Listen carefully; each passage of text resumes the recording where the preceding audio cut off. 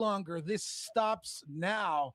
In the name of Jesus, Lord, we ask you for courage to those people to call the lawyer, to get in touch with somebody, Lord, and just bring their voice to this, Lord. In Jesus' name, Amen. Amen. Amen. Wow. Well, Stephen, thank you so much. I really, really, really appreciate it. And I know our audience says, Rodrigo, thank you very much. Guys, I want to say, I really wish, dude, I really wish that we were. That's got the resonator, man. This is That's new here. awesome. Yeah, man. I That's really mine back there. rather be spending some time doing some of that stuff. But until those days come, we're going to stay right at it. Stephen, Amen. God bless Amen. you. Thank you so much, my I want to brother. say, we are the fox. What's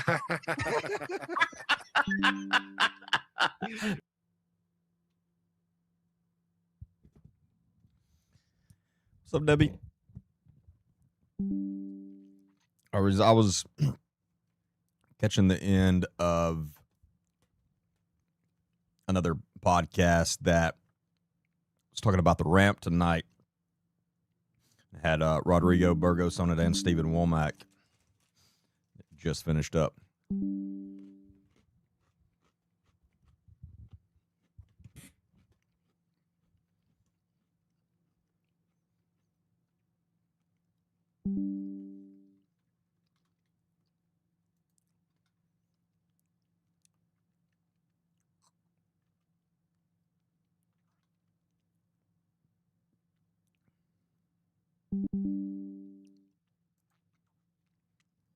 Let me make sure to turn commercials off before I forget.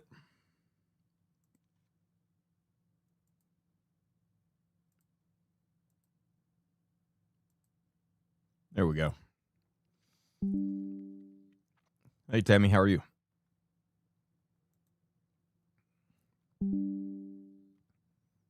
What's up, honeybee? Is that? I think it's Melissa.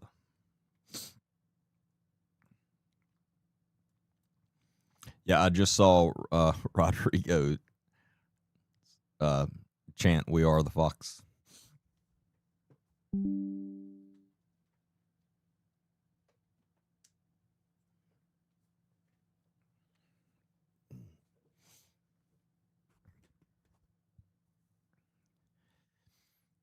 Okay, y'all shouldn't have to worry about commercials now, so we should be good to go on that.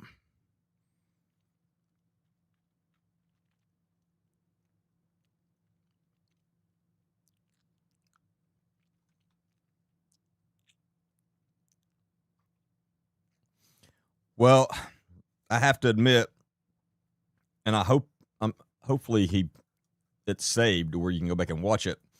Y'all told me about it earlier, and I was like, I definitely have to watch that. And yeah, I completely forgot till about 10 minutes ago. So I caught like the last 5 minutes, unfortunately, but I hope he has it to where you can go back and watch it, watch the replay. Hey, Nancy, how are you? What's up, Tracy?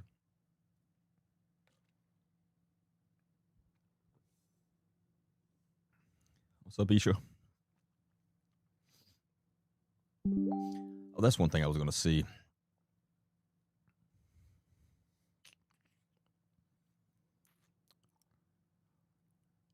Let me see what I can do.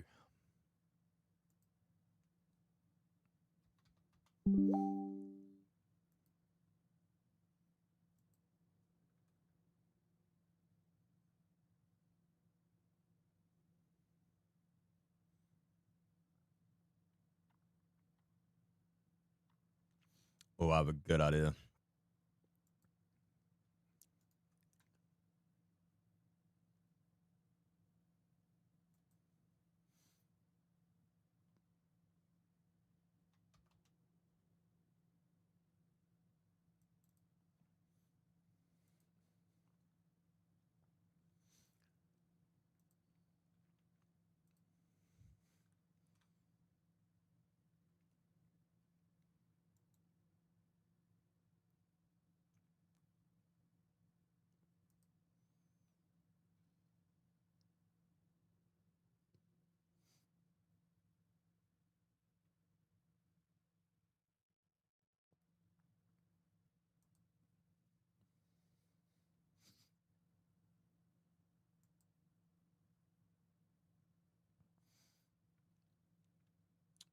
Let me see. Here we go.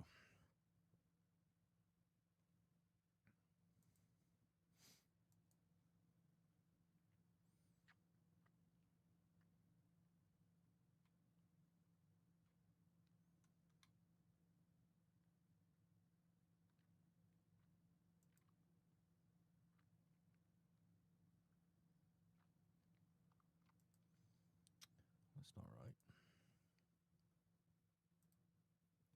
There we go.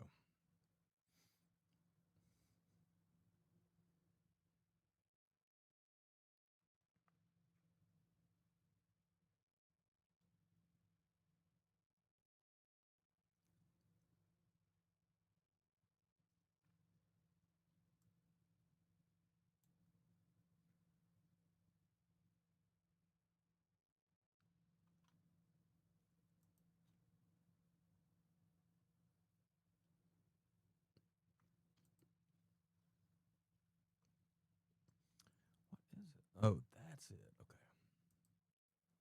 Sorry, I'm talking to myself. You'll bear with me.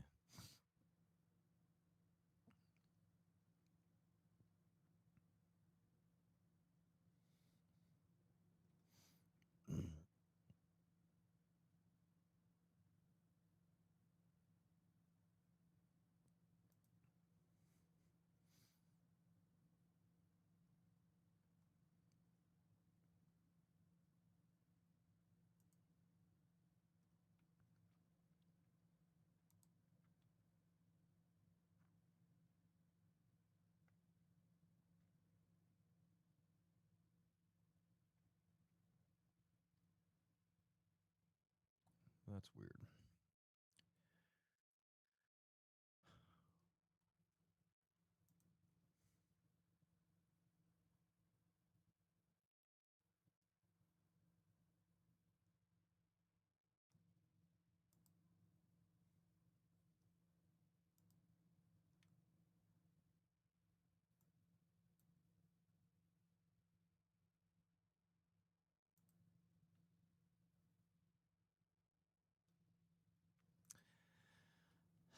Well, maybe I won't do it.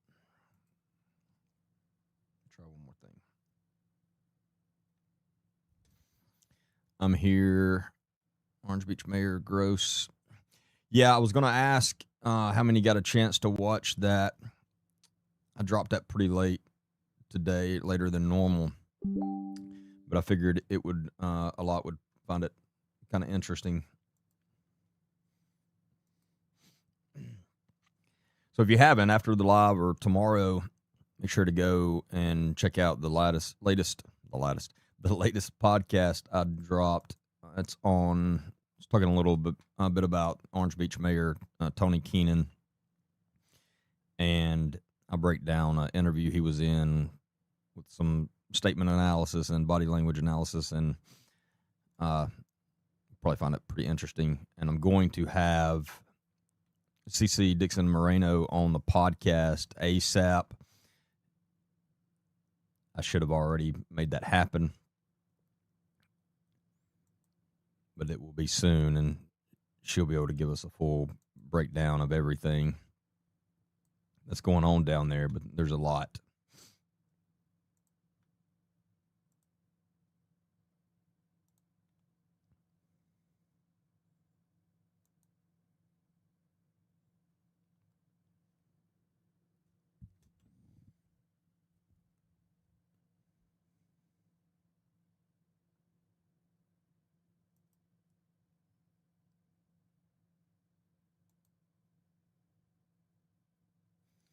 My computer's not wanting to cooperate tonight.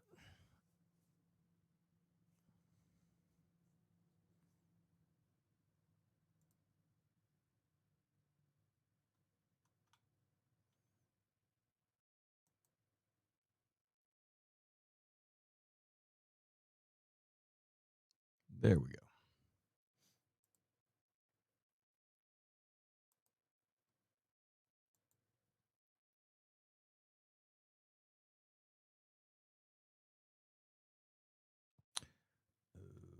Hold on.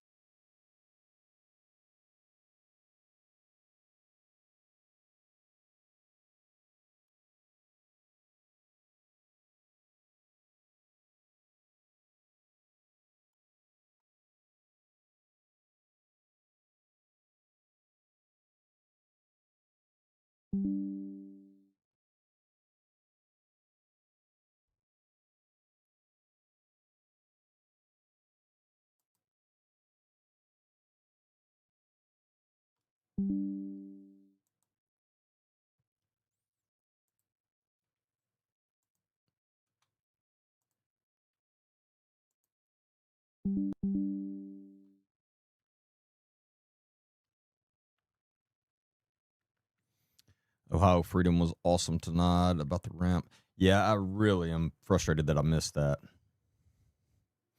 No, we haven't really had bad weather here today. It thundered for a little bit, but that's about it.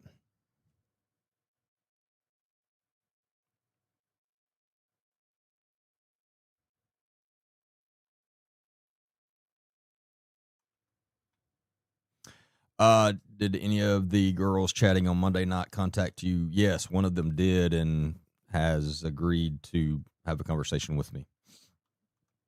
So I hope that works out. I'm looking forward to that.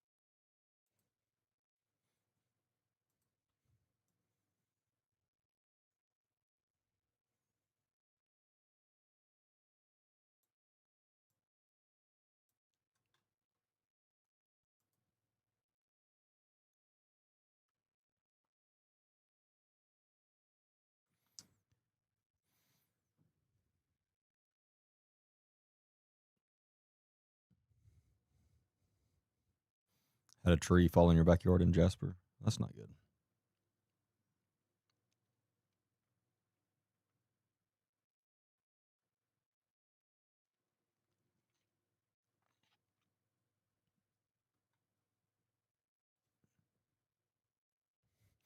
So I want to start now. I want to talk about something for a minute it's very disturbing, of course, just like most of the things we discuss.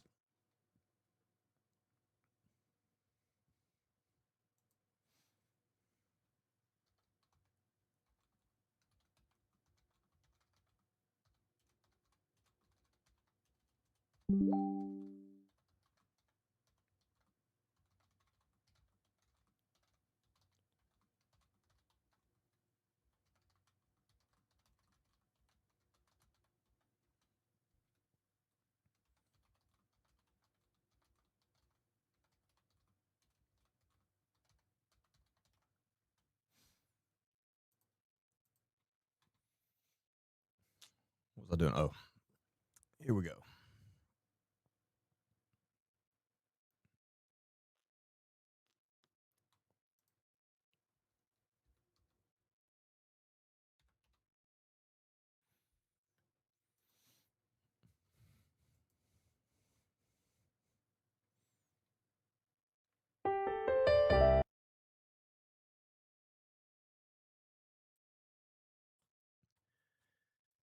So this is a horrible story.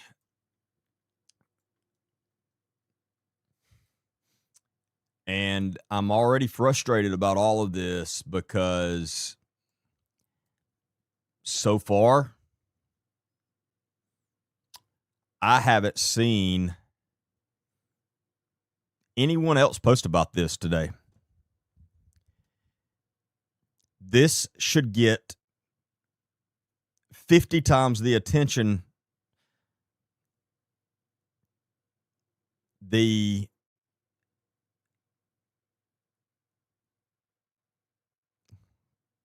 story about the mother who was having to let her daughter go to Hawaii. This story should be getting way more attention, and it's not getting any whatsoever. And do you know why? Because the roles are reversed. But this story ends horribly and is a major tragedy. And I don't see any outrage over it.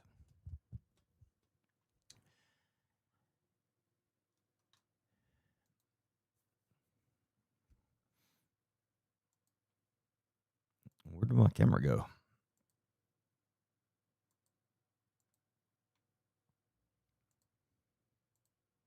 Well, I apologize. Hold on 1 second, and I'll show you what I'm talking about.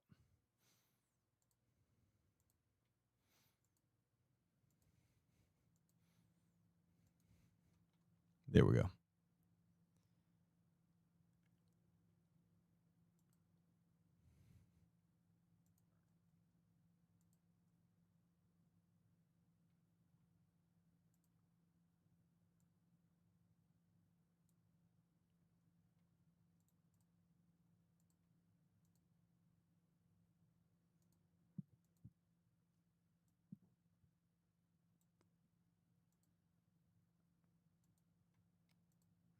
So, and before we go into this trigger warning, this is a horrible story. I mean, it doesn't get much worse. I mean, actually, it doesn't get worse. And this is exactly the double standard I was talking about the other night. Unfortunately,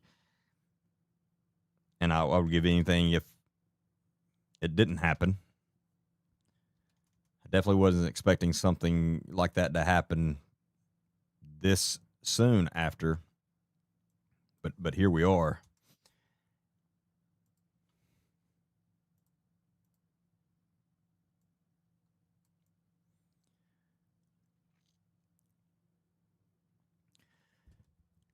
Baby death under investigation in Tuscaloosa. Mother charged. The Tuscaloosa Violent Crimes Unit is investigating the death of an infant. The baby's mother, 29-year-old Jakesha Knox, is in the Tuscaloosa County Jail this morning. A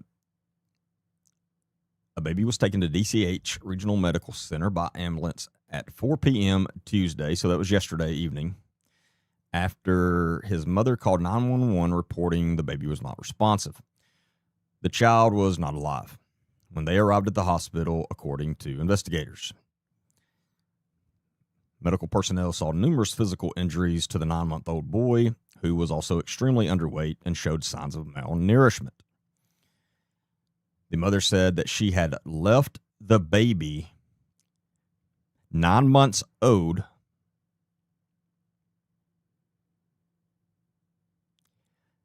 She had left the baby unsupervised around 8 a.m. Tuesday morning and went to work. She returned home around 4 p.m. and found the child not alive.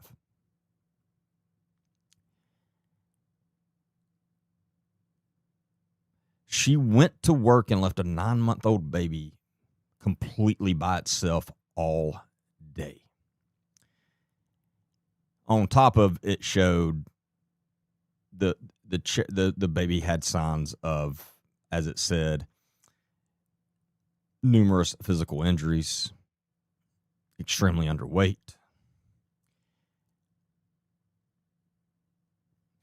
Due to this numerous signs of abuse and neglect of the child, she was charged with felony child abuse after receiving autopsy results from DFS, including an official cause and manner of death. The charges they'll probably be upgraded to murder.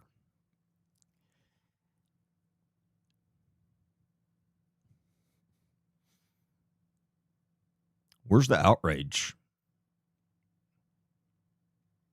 Now, if you're asking, what does this have anything to do with the other story you're talking about? Well, because earlier today I spoke with the father of this child's family. Guess what? He had been trying to get to see his baby. He had been trying to get access to his baby, and the mother had kept refusing. Yep. Because the mother said he was not fit.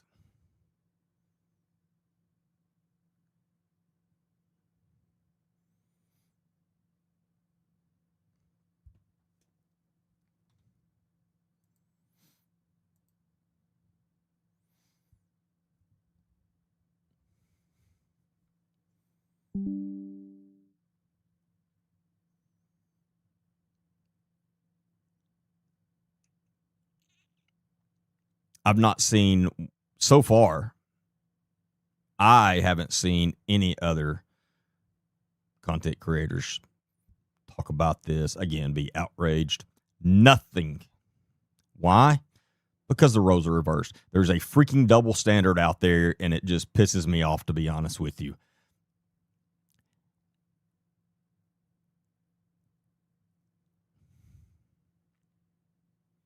Because for some reason, apparently we all think only the fathers are bad and the mothers are not. Why do we think that?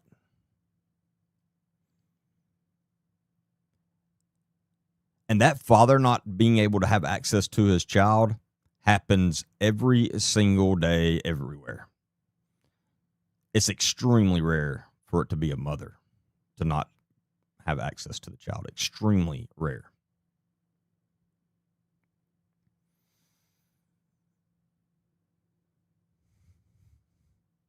So, again, this is exactly what I was talking about the other day.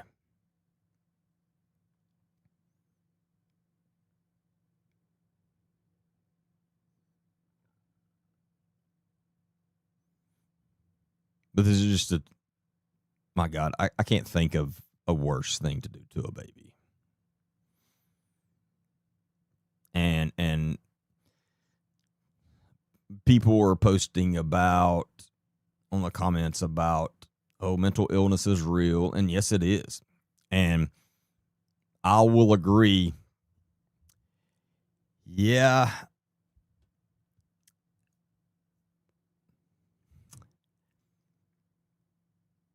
A lot of things wrong with this woman for sure, obviously.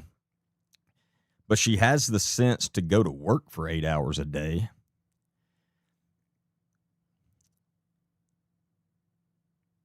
So let's not blame this.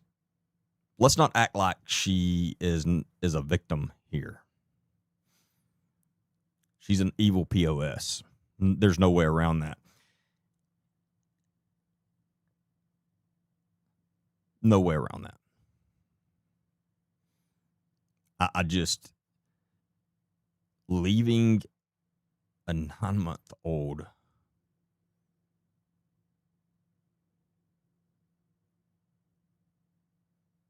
completely by itself for 8 hours a day. You think that's the first day she did that? Of course not. It was just the final straw, unfortunately. All the while, dad is begging to have the baby. No, nobody will listen to the dad, though. Sound familiar?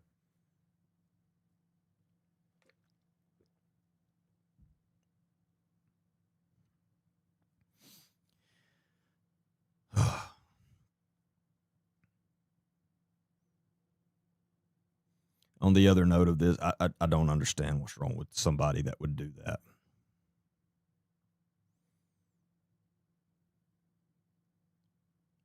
And again, I'm sure mental illness played a part in it.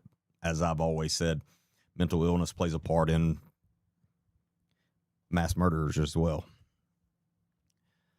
But they still deserve the worst punishment ever, as this woman does. For sure.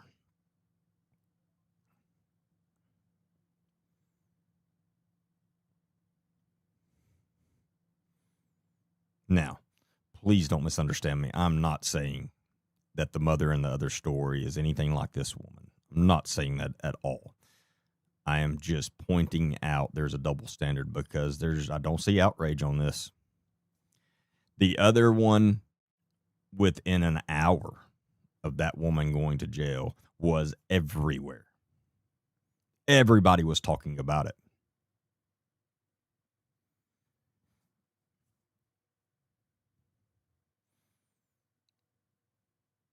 Meanwhile, this poor child gets no attention. You can read between the lines of probably another reason of that as well. I don't even have to bring that up. The truth's the truth. There's certain babies we care about, and there's certain we don't for whatever reason, because our society as a whole has an issue that needs to be fixed immediately.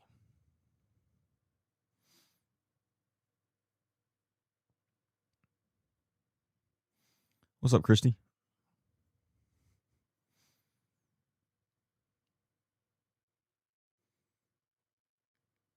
But that woman, I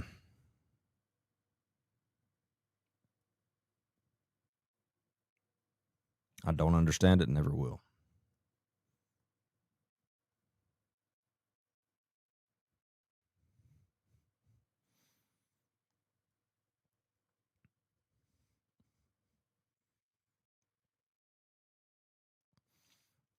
Oh yeah, the subject. A Tuscaloosa mother went to work yesterday at 8 a.m. and left her 9-month-old child home to fend for himself all day. And when she returned back at 4 p.m., the child was not alive.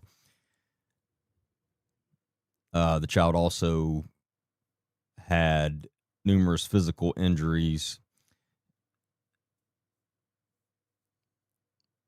and was extremely underweight, showed signs of malnourishment, but numerous physical injuries consistent with child abuse. Just horrible. And the dad had been trying everything to get this baby and to get access to the baby and to spend time with him, and the mother was not allowing him to. Meanwhile, she is just leaving him at home during the day to go to work, carry on about her normal life. Definitely a prime example of hating the father more than she loved the baby. In fact, I don't think you could say she loved the baby at all.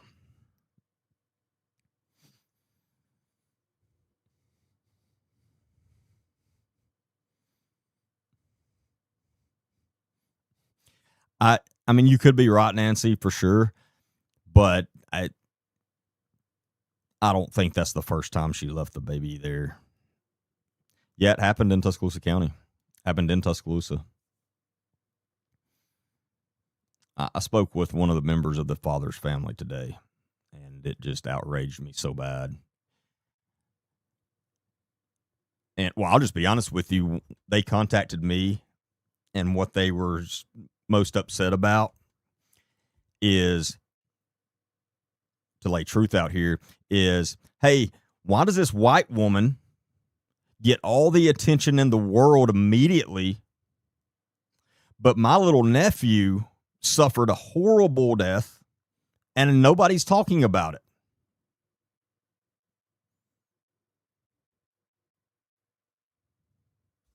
Anybody else got a good explanation for that?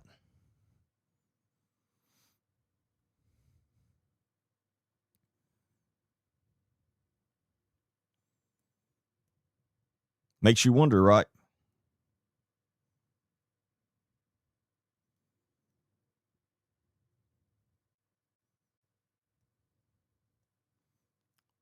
And I couldn't disagree with her. It's the truth. And it's horrible. And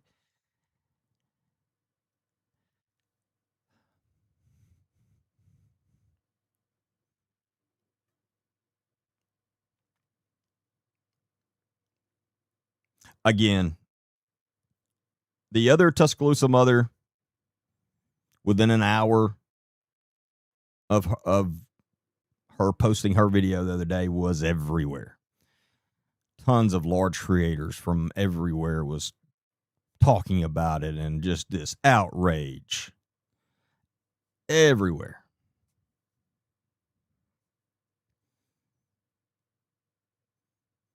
Hopefully, after tonight, this gets that kind of attention.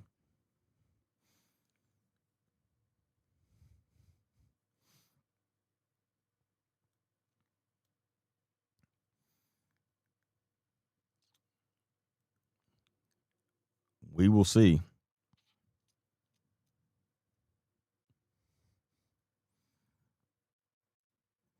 I don't think the dad's worried about posting on social media, honestly.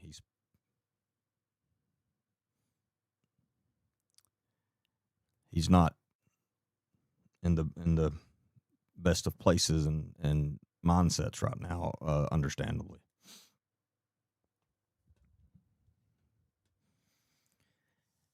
I'm going to post for him as much as I can, and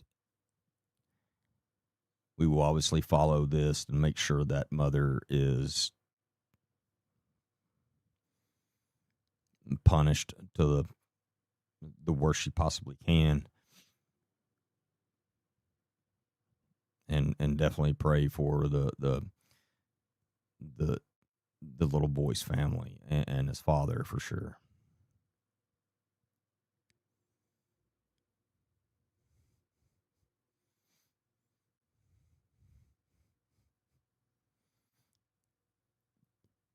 Exactly, Jenny. Yeah, but there was a lot of people on the comments. Mental illness is horrible, and which it is, but again, she had the mind. She has enough sense to go to work every day for 8 hours. She has enough sense to purposely keep the child from the child's father because she hated the child's father, and she purposely kept him away from him, no matter how hard he tried, because she resented him. So, yeah, I'm sure she has some screws loose, obviously, but that's not an excuse for what she did. She's evil.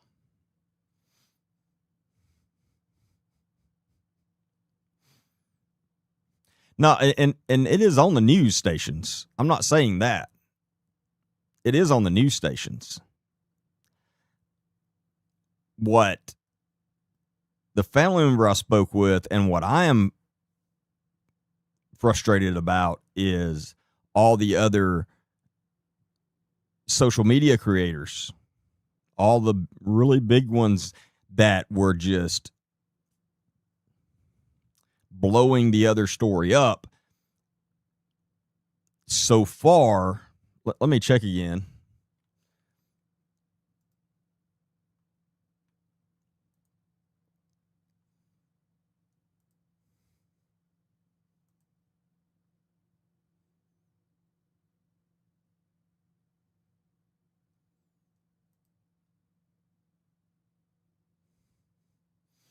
This is such a horrific.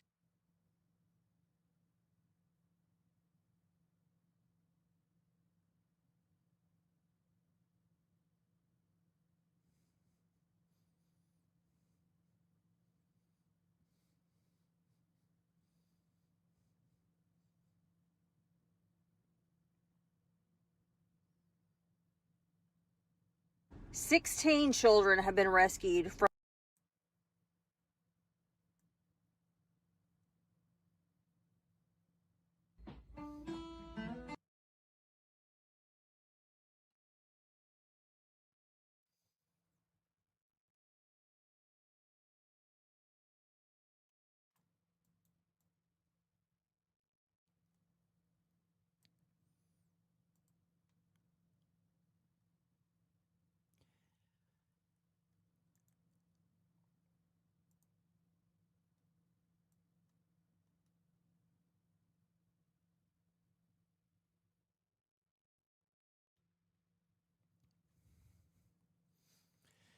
Yeah, so far, none of the other big creators that was all over the other story, not fucking one of them has posted about this. Not one of them. So that's who we're talking about.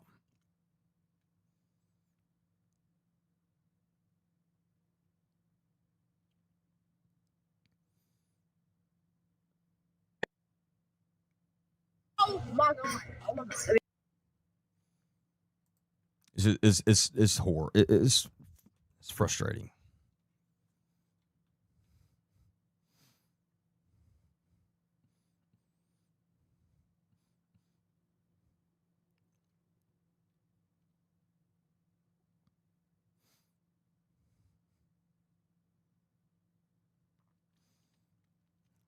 Yeah, and Kaylee's right. This was not a one incident.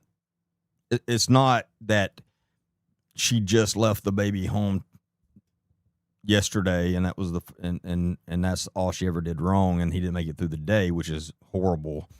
But again, the child had numerous signs of physical abuse, and was, according to medical personnel, horribly malnourished, and so she was probably leaving the child there every day, on top of beating it.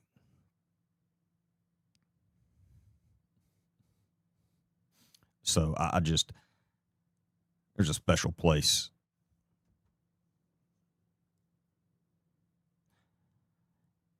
But I don't keep up with mainstream media news because I don't trust them, for a lot of reasons. And I would have eventually found out about this story because it's right here. It's right down the road from me.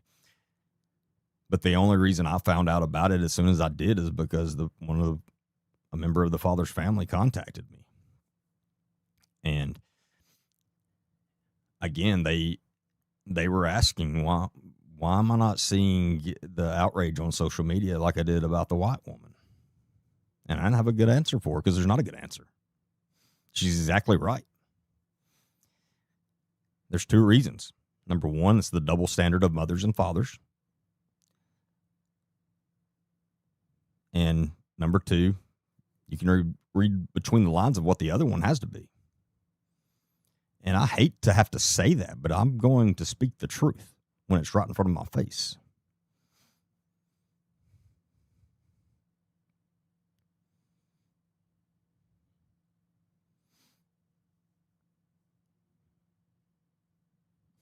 But I mean, no, I've got a 2.5-year-old that I literally, there's no way I would leave her by herself to run to the store or something. That's never happening.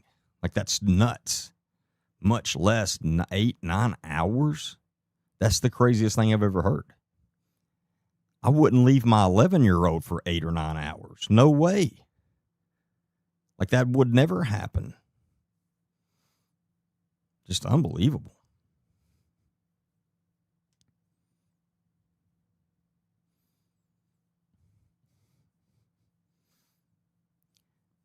What's the Fox reference? Karen Wheaton referred to all of us going against her and speaking out against her and the ramp and her cult. All of us speaking out against child predators as foxes.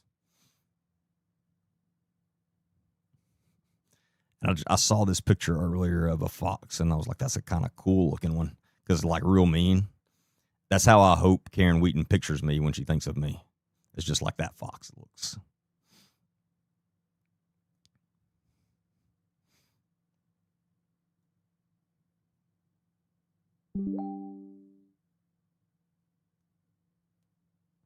But no, that's a horrible story.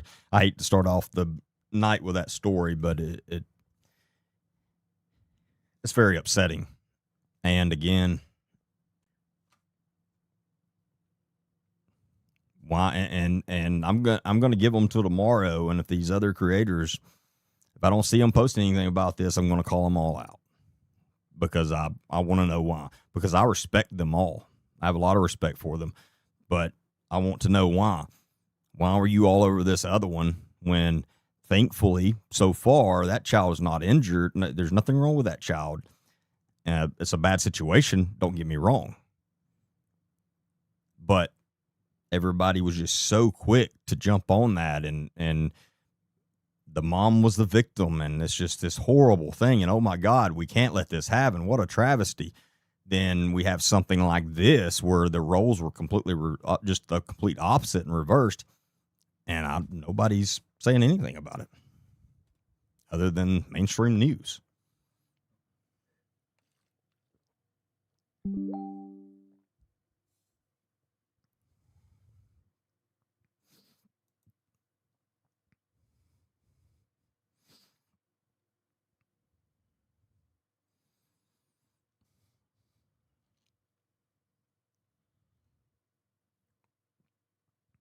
And I I don't know, but the conversation I had with this family member, it's not like this dad is the greatest man of all time. He has had issues and stuff, but nothing like he's not a horrible person or anything like that. But some of those some of those issues that really truly shouldn't matter is some of the reasons that the mom had been throwing up of why, oh, you're not taking this baby anywhere. Yeah.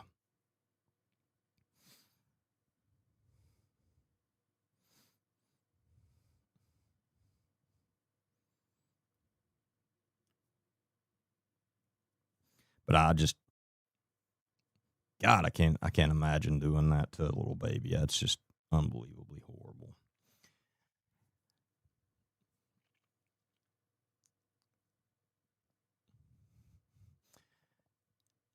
The back on the ramp, the Colt and Karen Wheaton. What's his name?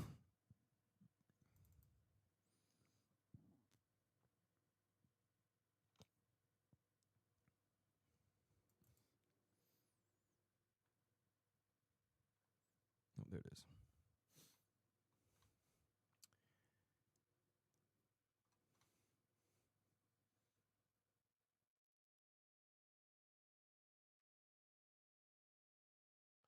Ohio for Freedom.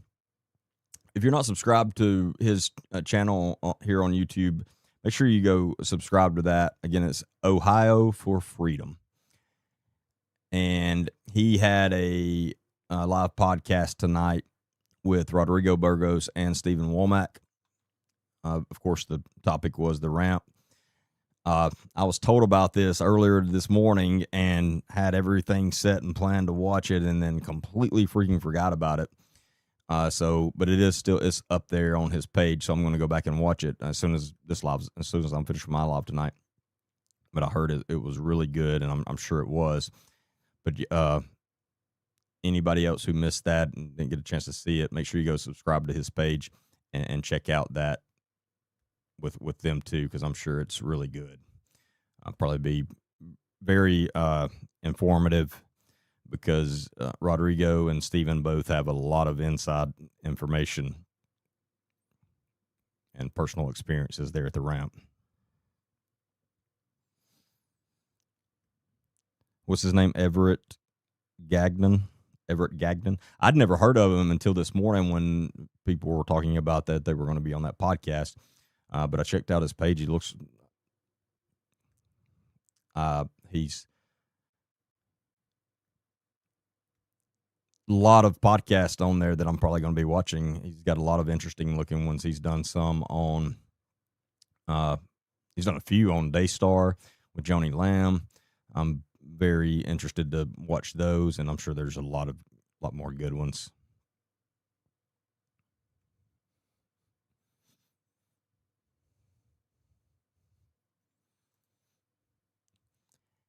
His channel description is, this program is focused for the foreseeable future on talking about things in the church that shouldn't be in the church. I like that. But yeah, I can probably learn a lot from his channel, so I'm looking forward to that.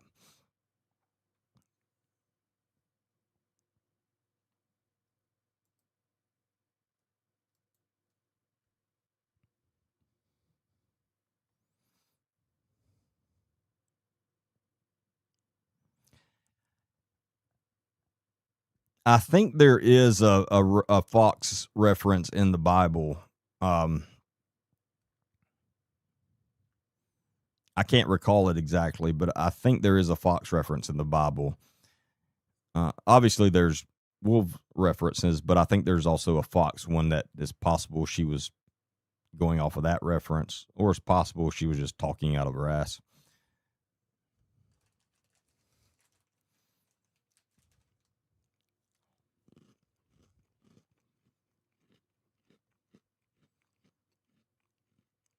Oh, yeah, I can show you his page.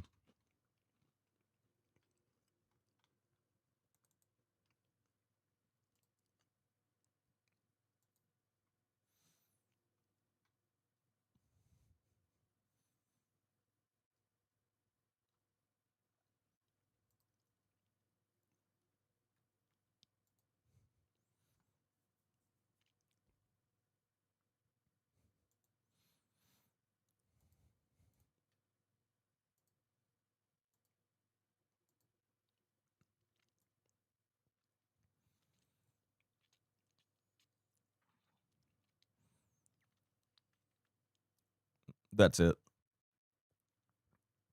Ohio for Freedom. And then right here you see the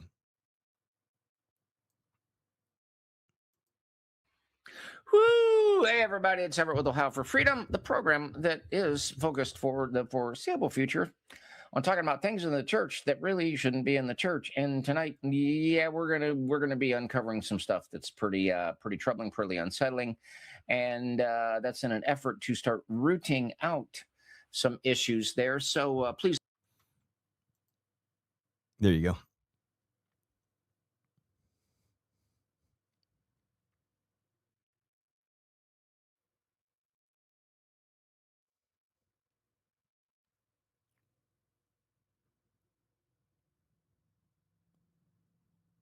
There you go.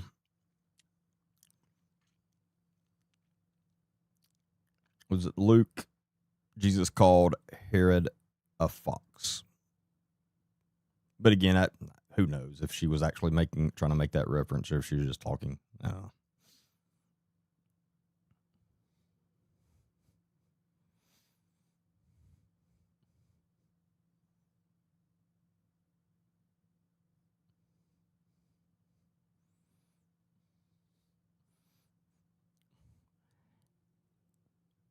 No, Sienna, I'm not calling Karen Wheaton a cougar. That's gross.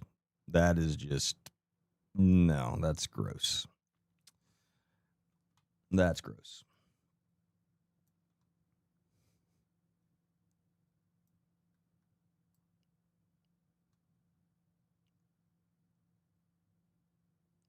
Trust me, she would be a straight catfish for some poor man if he looked at her social media and then saw her in real life.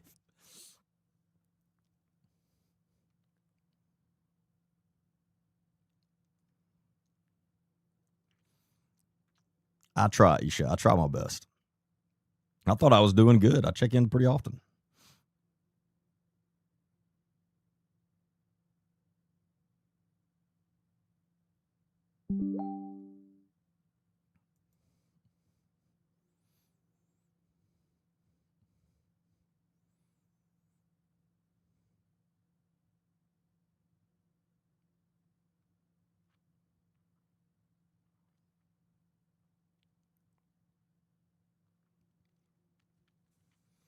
Yeah, no. Now Karen and pretty much her entire organization, especially the leaders, they're wolves in sheep's clothing. That's for sure. I mean, they fit that definition along with her fitting the false prophet definition. You could take out any definition of false prophet and just put Karen Wheaton beside it. That would describe it better than anything you've ever heard. That is for sure.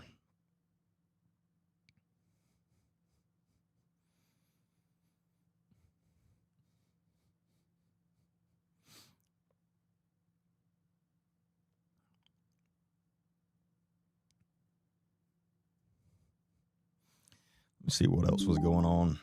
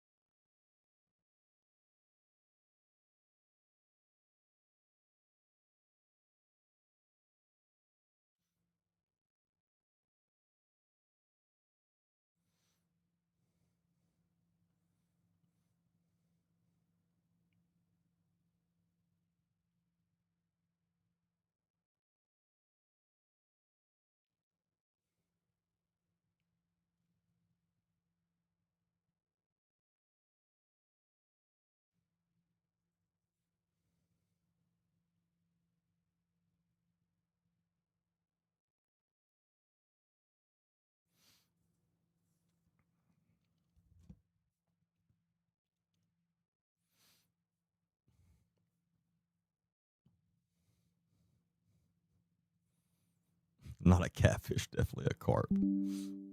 Ugh.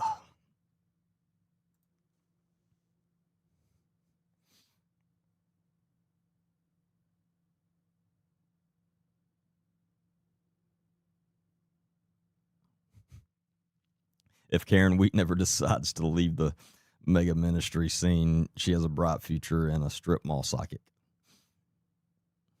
That is true.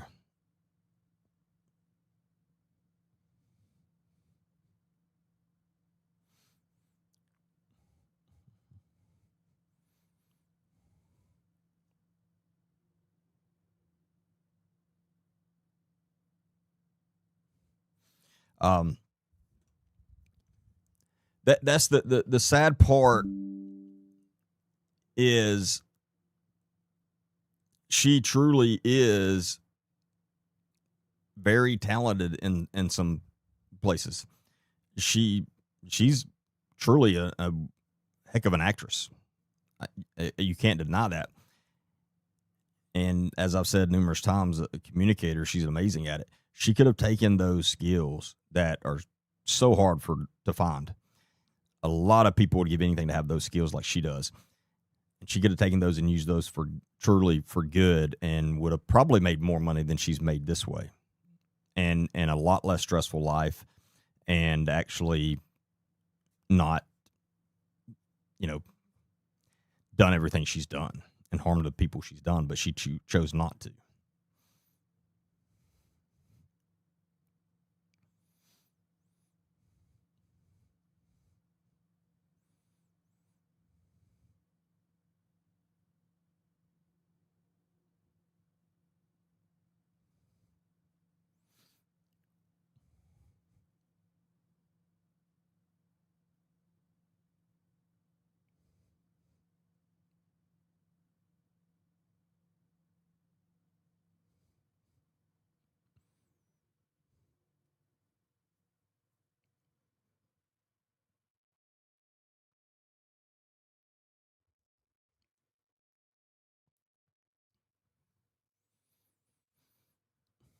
The Louisiana pastor, Tony Spell.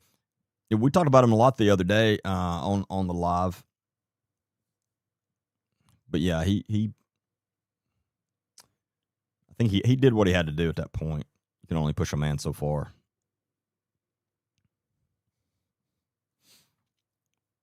I want to know where the money has went to. Yeah, as I've said, with Karen Wheaton, there's a lot of money missing, and there's a decent chance we may never know where a lot of it went. Just depends on how good she has been at laundering it. Probably pretty good, to be honest. It also depends on an actual federal agency picking up that case and investigating for money laundering. Again, that's something the state of Alabama can't do because it's not against the law in Alabama. So it has to be a federal agency. But if the right agency gets a hold of that and digs, it won't take them long, and she'll be in federal prison.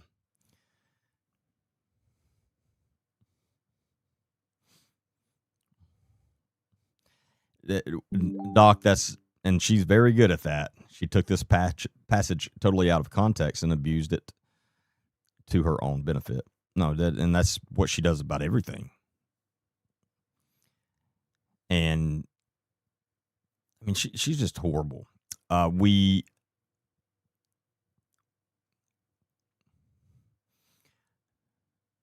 are getting the peaceful protest stuff sent in. It should have been sent in today. It's 100% my fault that it didn't. No one else's. It's literally just waiting on my signature, and I keep getting caught up in things and forgetting about it. But I'm going to do that before I leave the office tonight. And so that should be hopefully sent tomorrow. And as soon as we get word back from that, I'll let everyone know. Even if that doesn't go through, there's still things we can do. And we're going to make ourselves be known, again, fully legally and fully peaceful.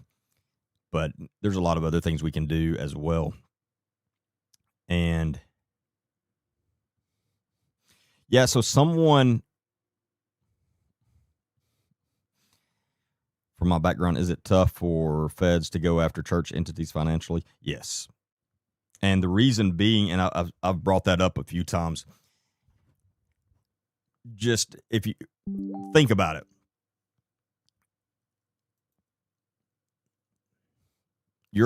say you're a federal agent, a case agent, and you go to your boss and say, hey, I've got this case and it involves this Christian ministry, and your boss is going to immediately look at you then and say, hold on, stop. It's going to take a lot of convincing after that, because for obvious reasons, and it should. Separation of church and state is a really big deal, as it should be. It's in our Constitution. And there's a fine line there. Does it mean churches can't be investigated? Well, absolutely not. They get investigated all the time. But for you to get your supervisor to approve of that investigation, and plus an investigation like that's probably going to have to work its way up the chain pretty high. You're going to have to get a assistant U.S. attorney on board, and that's a whole other hurdle. And they're probably going to have to get approval from their boss, from the actual U.S. attorney. So there's a lot involved there when you're going after something that volatile like that could turn out to be very volatile. So could it happen? Absolutely. Is it is it a lot more complicated than investigating a normal private business? Way more complicated. And again, for obvious reasons. So it definitely can be done. It has been done. But it's going to take the right agent to get it in front of them. And then they have to get it in front of the right boss, and then right U.S. attorney. There's a lot involved there. That's why I'm not confident that will happen, but hopefully it will. Now, with Samuel Bentley's investigation, and especially if they end up getting charges on some of the other prior staff members and some of the current ones for the child stuff, that will help a lot. So once those charges actually get made, when they get indicted and everything, and then that makes news, that will help a lot. But it's going to take like the perfect storm, if that makes any sense.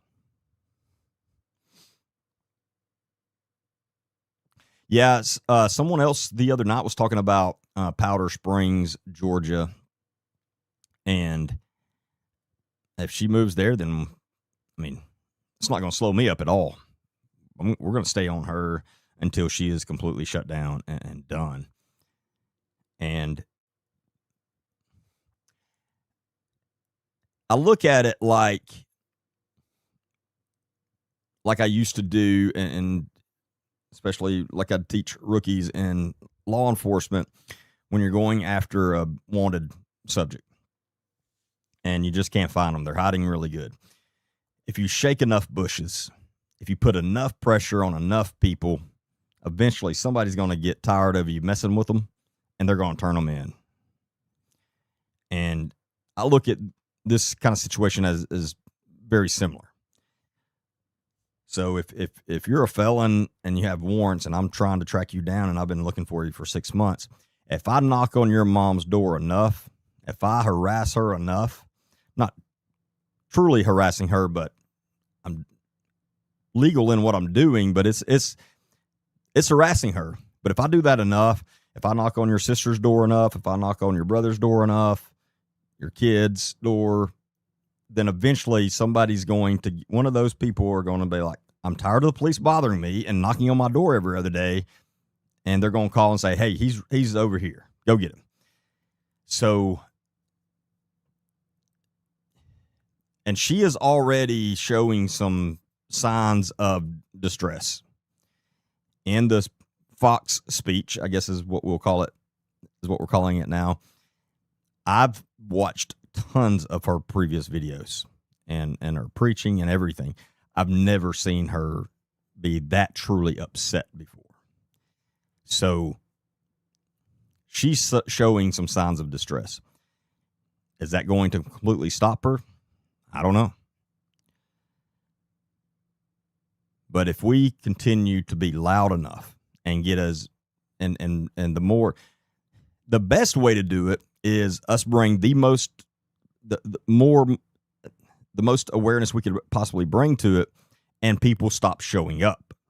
Because if new people stop showing up, then she's going to have to shut down. So hopefully we do that. If that doesn't work, if we can't make that happen, then the other is just shaking the bushes enough. And that's just being loud enough for long enough, not shutting up, not quitting. And eventually people are going to get tired of it. And that's why we can't just harp on her and just stay going specifically after her. We have to go after everyone that's involved in her organization that's part of this criminal enterprise, as I would call it. And that's been a party in all of this mess. Because again, if we start singling out each one of those, investigating them and calling them out for whatever they've done wrong, then again, eventually somebody's going to say, I'm tired of hearing my name, and it's because of Karen Wheaton, and maybe they turn on her.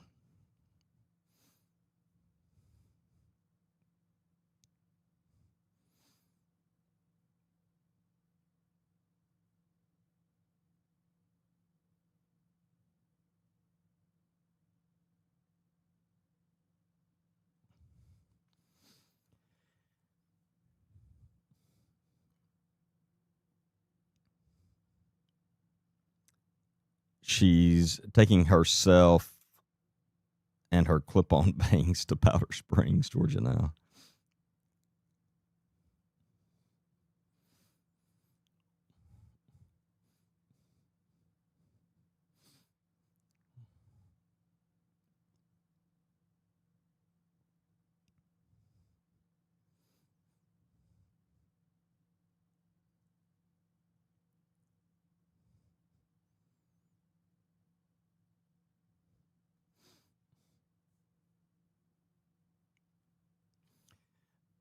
But one thing about if we truly get word that,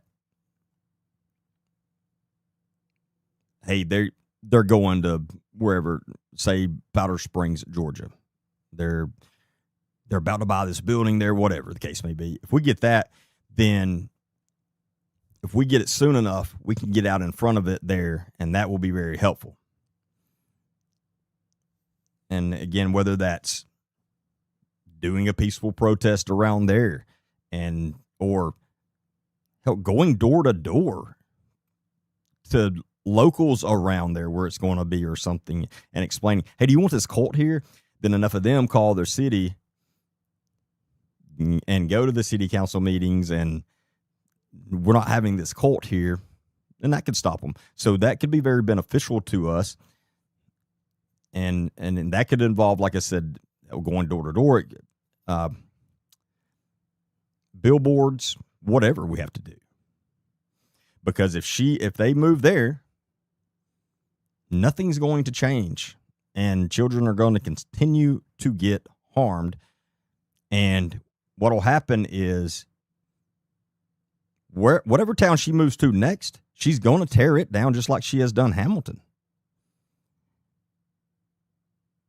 And so if you go to these, whatever city she's planning on going to, and you're able to show your case to the locals there of, look what she's done to this town. This is an amazing town, and look what she's done to it. And they all want her out. And in fact, that's why she's coming here, because she's being run out of there because they're tired of her. Then they're going to go, hold on, we don't want that mess here.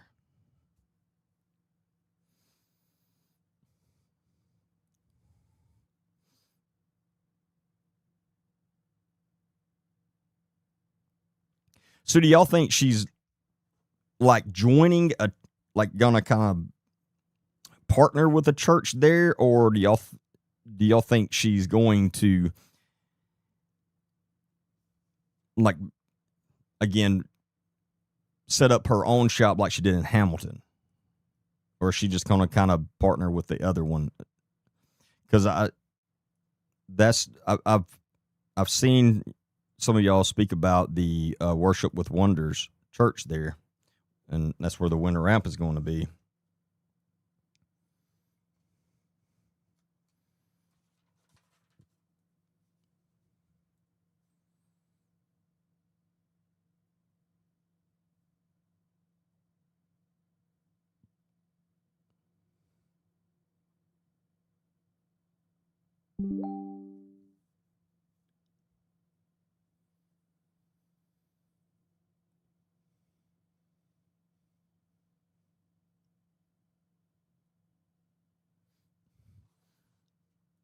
Yeah, like if we find out for sure that there's plans, I'll go to that town's city council meeting myself and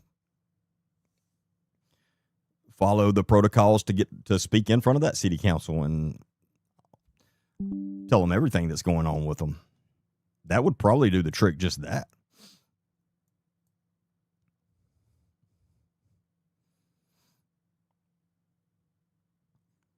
Hey, thank you, Lisa. I really appreciate that.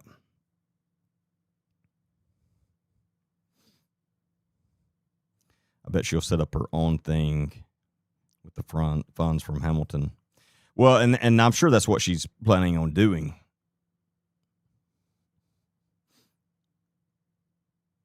Does anyone have a clue? Does anyone know,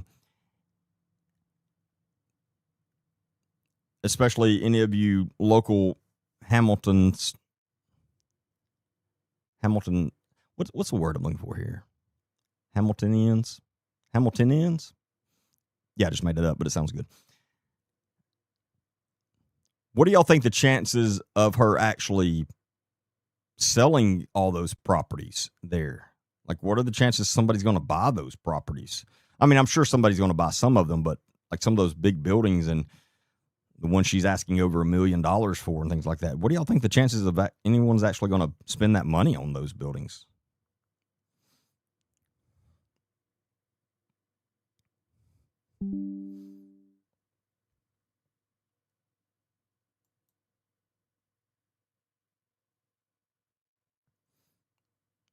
Yeah.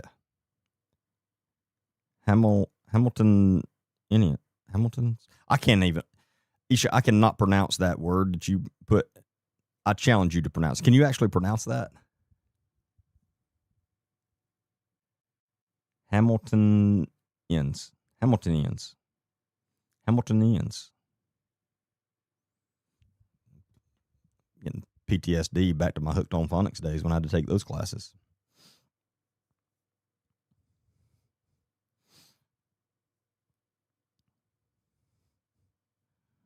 But seriously, Hamilton's a cool little town. And look at all the businesses that she's bought up, the buildings she's bought up and done nothing with, and they're just ran down. There's no other town or city that wants that mess coming in.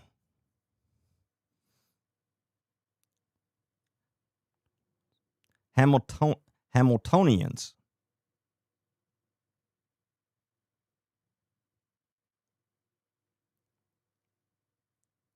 Hamiltonians. There's some of you thinking, I'm never watching this guy again. He can't even pronounce things.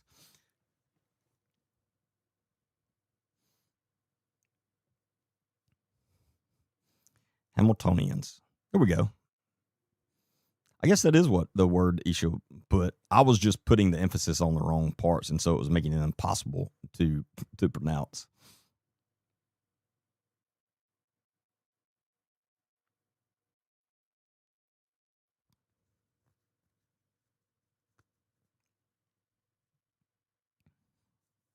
What? I don't remember what. Not, hold on.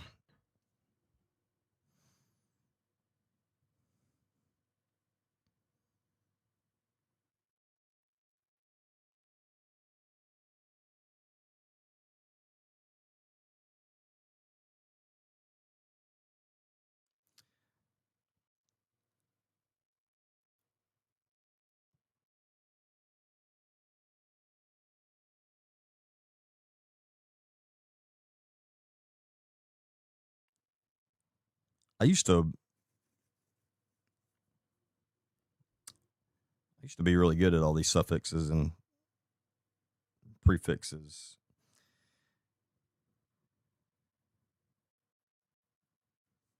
Oh, nights is not a standard linguistic suffix.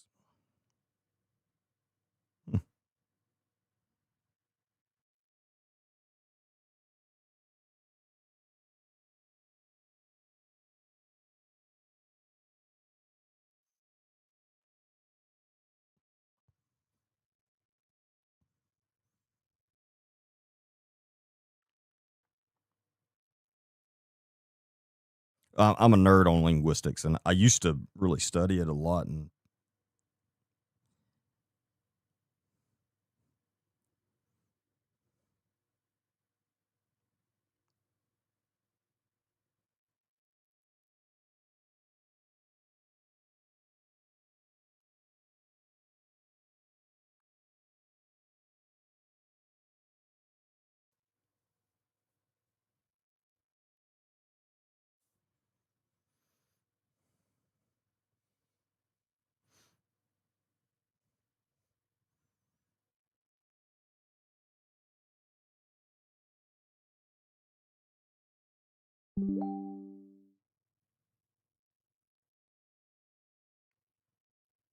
oh, I'm an idiot. I probably just should. I need to stop talking about this stuff. It's not nights, it's ites. I knew that.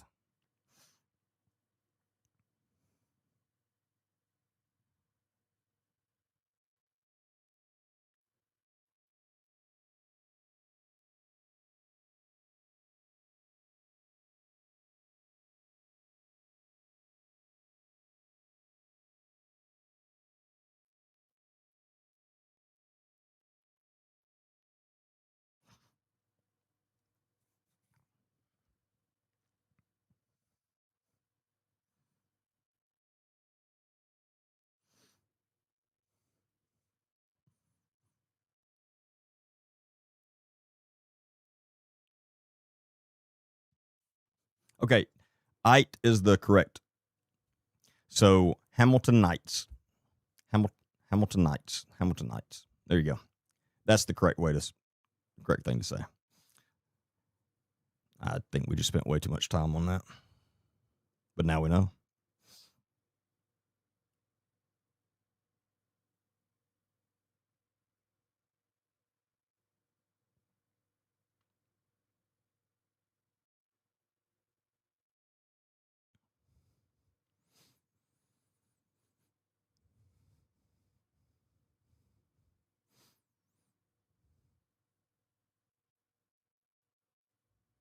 Just say it how you want to say it.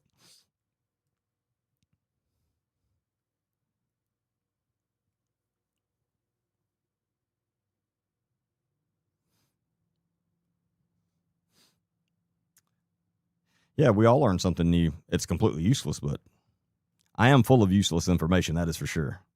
That's been an inside joke to people who know me for a long time. Like, did y'all know this? And they're like, that's very interesting, but completely useless. Yes, it is.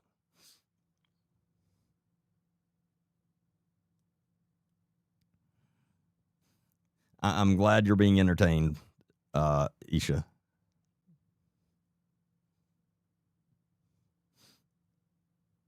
Sounds better, though, compared to what folks call people from where I'm from.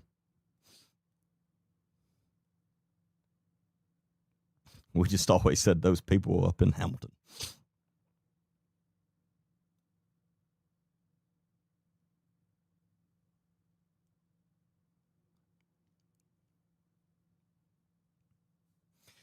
But no, I'm curious. I wonder if she's actually going to get anywhere close to the money she's asking for those buildings. And obviously, I hope she doesn't. I'll tell you this.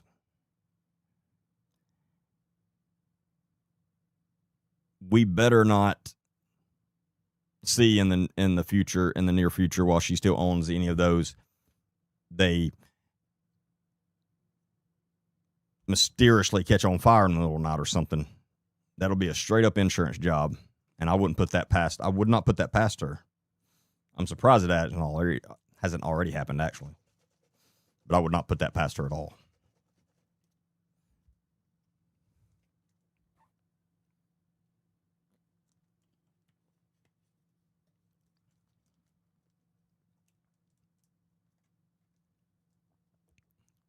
It's not Sipsian, it's River Rat.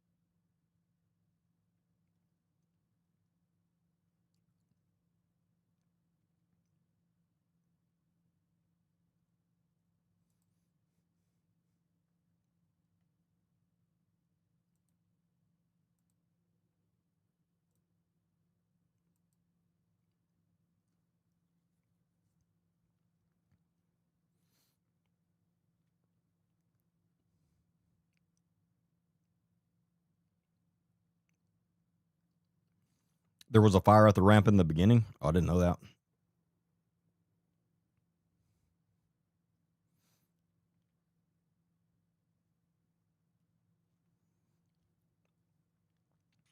Who is the...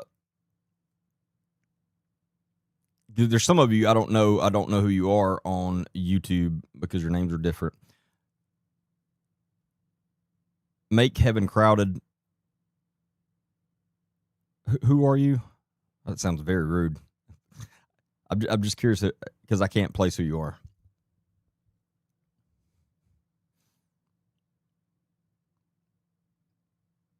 Because unless you're somebody new, but I don't think so.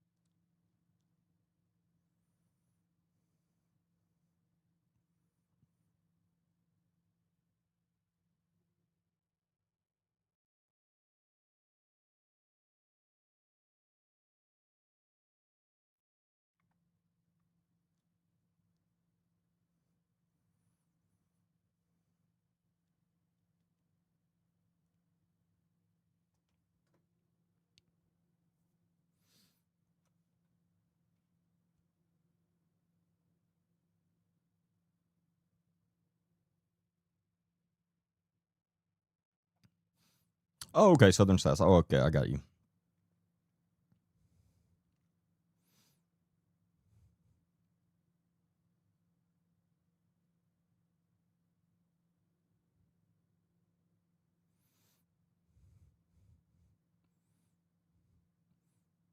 She won't get anywhere near what she's asking for most of those properties.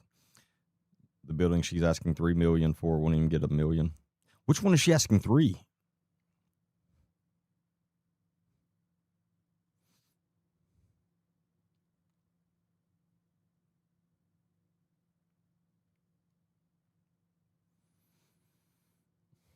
Yeah, it would. I mean, $3 million in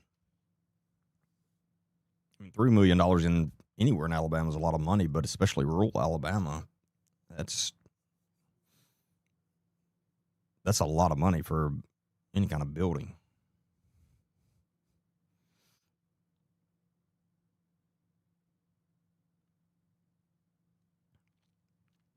Especially with interest rates right now.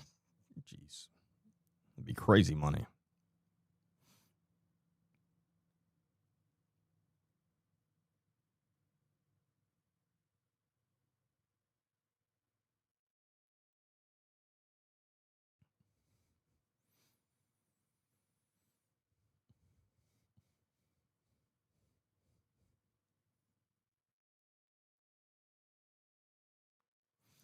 Sienna, I'm so sorry. I will contact you. I know I've told you that 100 times. I will get in contact with you. We've had a lot of changes with our organization, all of our organizational stuff and team and everything. So it's been a little chaotic lately with getting everything in place. But I apologize. I haven't gotten with you yet.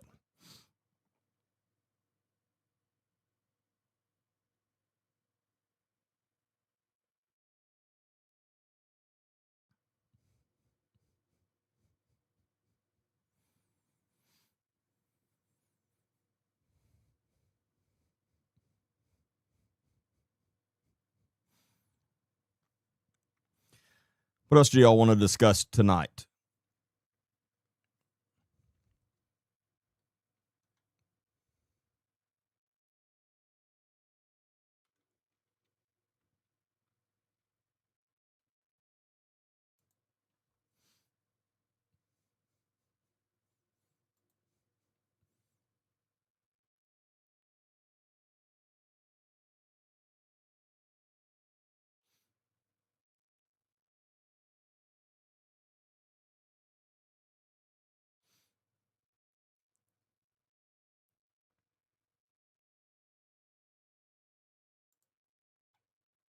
Else go. I'm going. I'm going. I'm going. I'm going.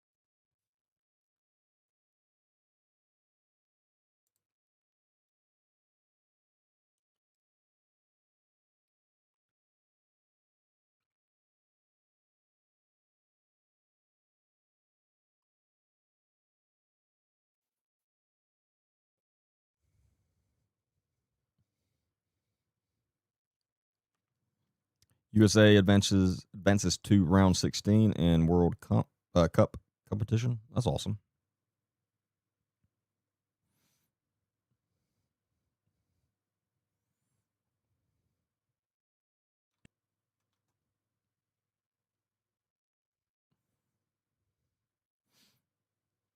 I've wondered what she's telling her mom, or if she's well aware.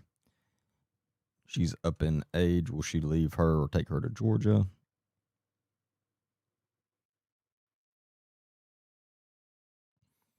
She can run, but she can't outrun the truth, because God said, be sure your sins will find you out. Absolutely.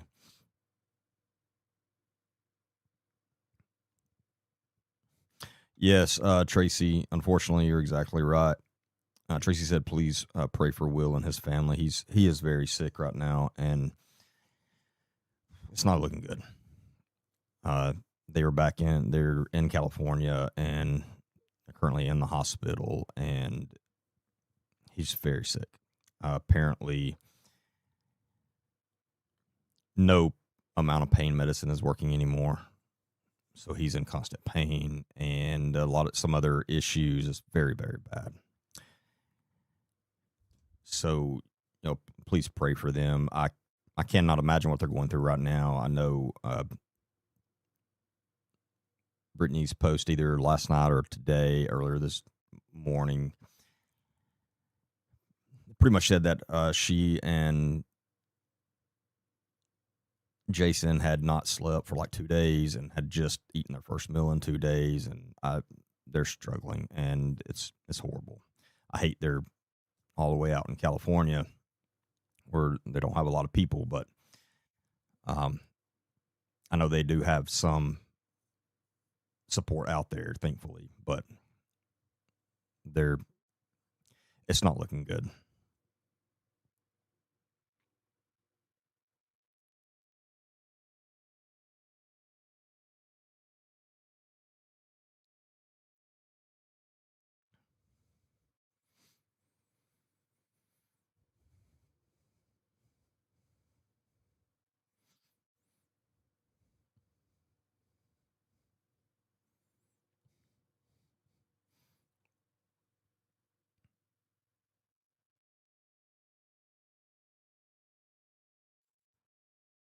Hey, Carla, how are you? Oh, the school building is for 2.9. That is right. I don't know why. I was thinking it was like 1 million and something, but that is right. Yeah, I don't see her getting that for that.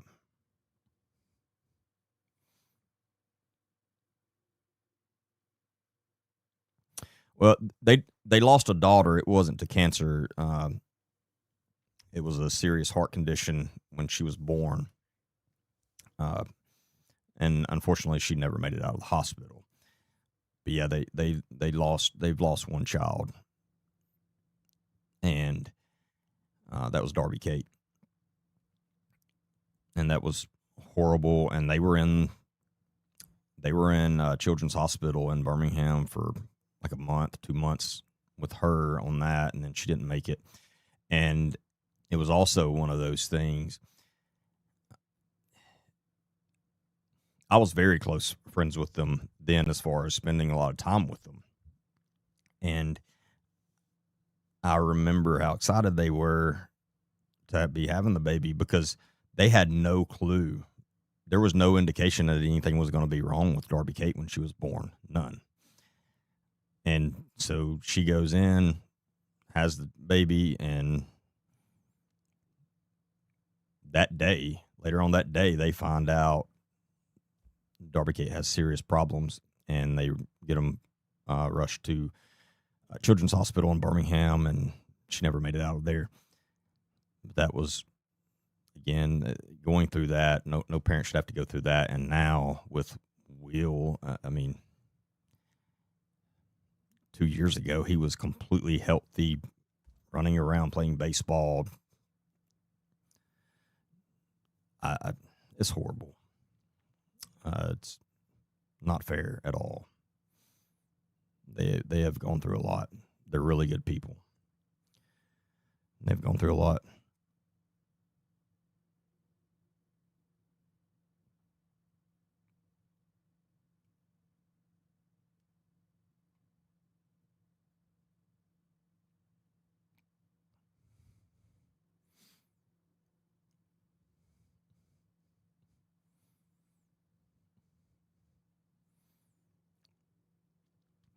Yeah, I can't imagine watching a child go through that. I dealt with it with both my grandparents. I was raised by my grandparents, and luckily, I was blessed to be able to spend their last weeks on earth with them, like right by their side. On the other hand, it was horrible. God, I wouldn't wish that on anyone. The pain they go through and everything. But I was literally holding both of their hands when they passed, and that was tough. I cannot imagine having to do that with your child. My God, that would be 10,000 times worse.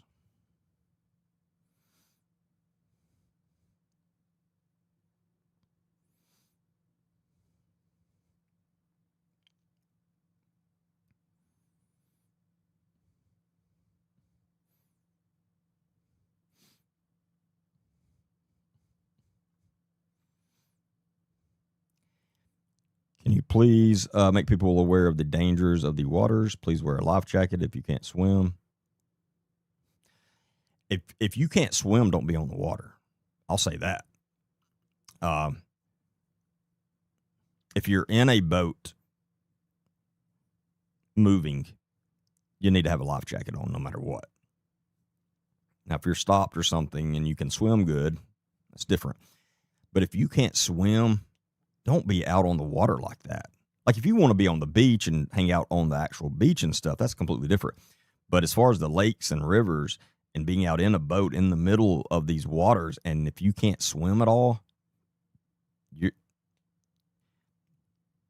you are asking for it. But then on the other hand, also, you can't get too comfortable just because you may be a good swimmer, and then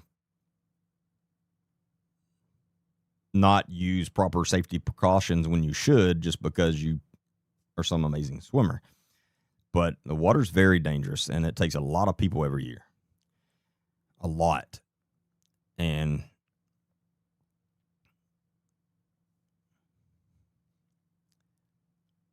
one of my jobs used to be, I was on the search and the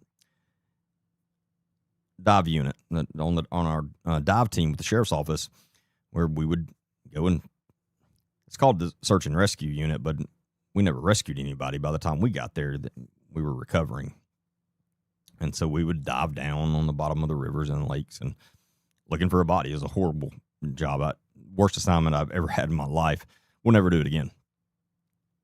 But it was always so heartbreaking and devastating because the family's always up on the, both sides of whether if you're on the river or if you're on the lake, they're all standing there and they're waiting. And then it's never good news, obviously. And having to hear when you do locate the body and having to hear the families, it's just horrible. And I don't know that I never pulled a body up that wasn't completely preventable. That it was something that if they would have simply, like you said, if they'd have simply had a life jacket on, they wouldn't have drowned. Pulled a few from fishing nets. So they'd be fishing, no life jackets, and they would throw this big fishing net out, and their feet or something would be tangled in it. It'd pull them over, and now they're stuck in this fishing net going down, and you're not coming up from that. So completely preventable with a life jacket. A couple, one was jumping off of a big rock, which I've never done, and I've always thought is the craziest thing ever.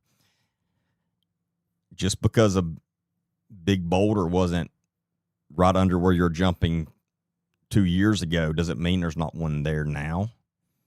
And it just takes you jumping in the wrong spot, and that's it. Completely preventable because you should not be doing it. One jumped off a bridge. Again, same thing. And then a couple from just boating accidents where they didn't have a life jacket on. they were flying in the boat, or I mean, you know, you don't even have to be going crazily fast, but they were in the boat with no life jacket on while it was moving, and hit another boat or hit a log or something. Boat flips, completely preventable with a life jacket as far as they would have lived. So no, it's I'm glad you brought that up, because it's a very, and it's going to happen this weekend. We're sitting here talking about it. 4th of July weekend's coming up. It will happen, and half of them will be because of drinking. There are so many people that would never drive drunk in a vehicle, but you put them in a boat and they do it all day. I've never understood that. It's way more dangerous in a boat to drive drunk than it is in a car. You shouldn't do either. But DUI has always been one of my biggest pet peeves. And that is one thing I can truthfully say I've never done. I have never driven drunk. You can ask anybody that's ever known me. Not in high school, not in college. I was always against it. Now, when I was younger in college, I rode with people that I shouldn't have, for sure. But as far as me, I've never driven after I've drank, and never will. There is absolutely zero excuse in today's time to drink and drive. Most places you can just get an Uber. But there's no excuse in today's time, especially if you live in any kind of city. I mean, no excuse whatsoever. But don't do that. But especially in a boat, you're going to hurt yourself. You're going to. In fact, speaking of a guy that I went to college with, back a little bit, he was driving a boat. He had been drinking, and he had his, I think it was fiance. I don't think they were married yet, but his fiance, they may have been just got married. I can't remember. But anyway, he had his fiance and their child in the boat with him. He has a wreck. The fiance nor the child makes it. He lives. They don't. He lost both of them, and he went to jail. I can't think of anything worse. I mean, your life, you just changed your entire life forever, and not in a good way. Don't do that. Especially if you have a child in the boat. But also, you have to understand and know there are children in a lot of the boats that you're going to be around. So even if you don't have a child in your boat, don't be out driving a boat and drinking. And again, that's going to happen this weekend. It'll happen a lot. There's going to be a lot of people that will lose their lives on the water this weekend. Happens every single year. And just like, who brought that up? Nancy, maybe? I can't remember. But just like they said, almost all of them are preventable with just wearing a life jacket.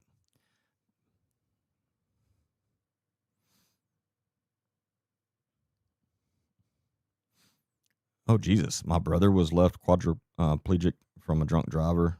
My God. My whole family's world was devastated. I'm so sorry to hear that. I hate to hear that. That's horrible. And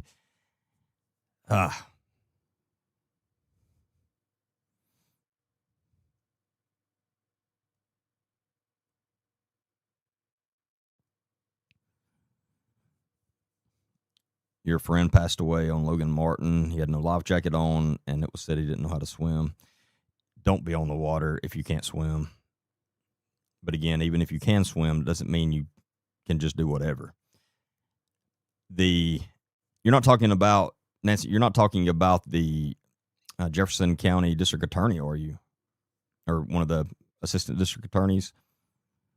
I know one of their longtime ADAs, I think he'd been there like 30 years, drowned this last week in Logan Martin. I think it was Logan Martin. It's horrible.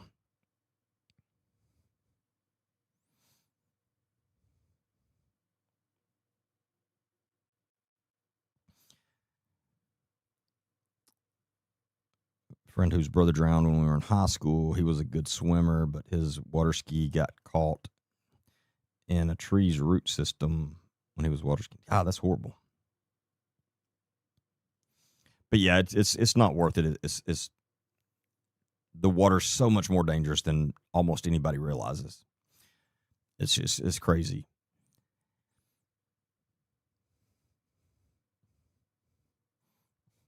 Water is not forgiving. You can't take chances with it at all because there's literally no room for error. No, you're exactly right. But again, we're sitting here talking about it. It's going to happen in tons of places this weekend, and it's sad.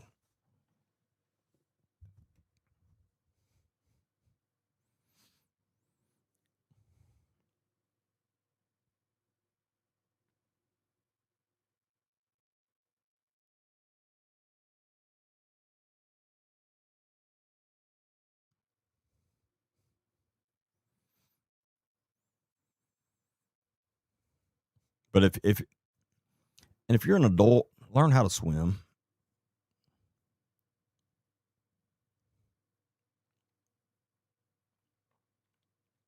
I mean, if you're physically able, I understand there's some people it's not physically able to. So that's obviously I'm not talking about you. But if you're physically able to, learn how to swim. You can be taught how to swim. Anybody can. But especially, again, if you want to be on the water at all and you don't know how to swim, then go either stop being on the water or go learn how to swim.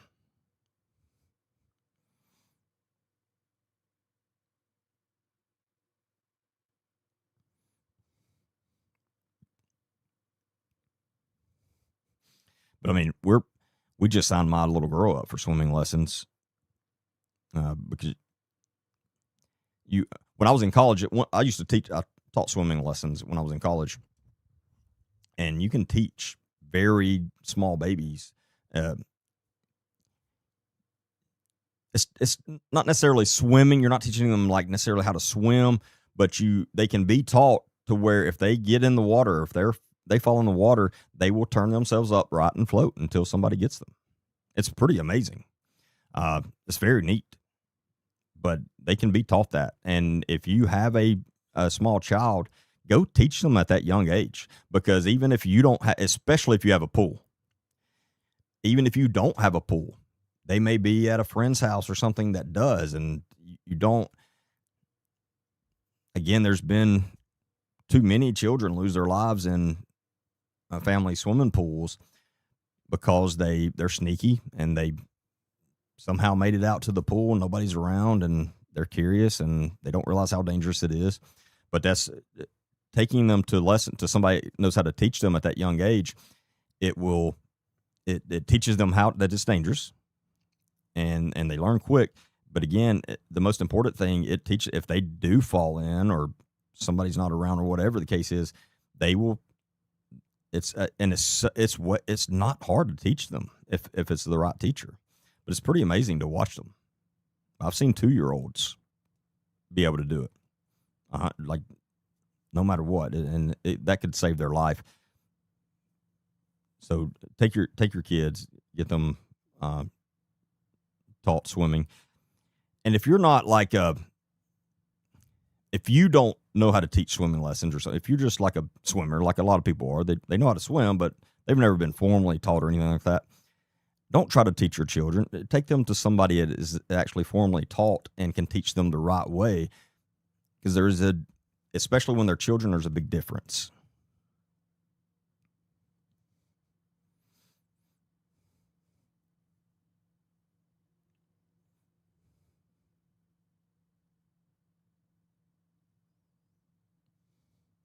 Oh my God, Isha, that's horrible.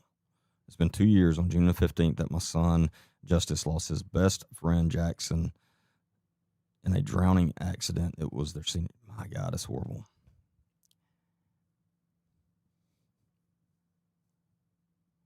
But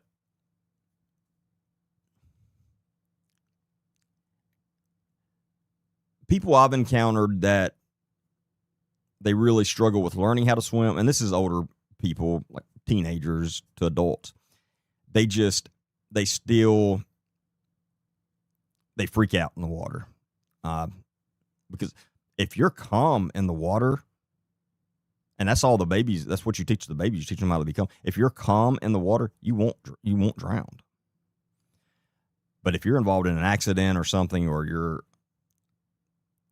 intoxicated or something like that, then that's almost impossible to stay calm in that situation if you get thrown in the water. But if you fall in the water and you don't know how to swim, or if you will just calm down, you'll float 100% of the time.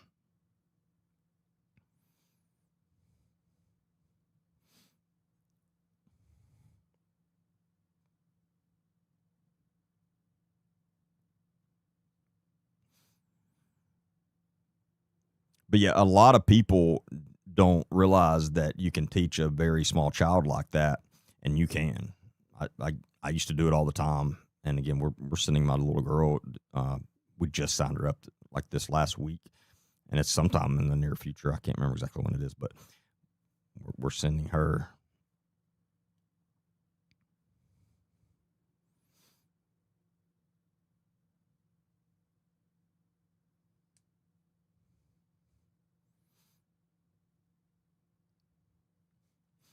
Yeah, that's one of the places I used to teach, was the local YMCA here when I was in college.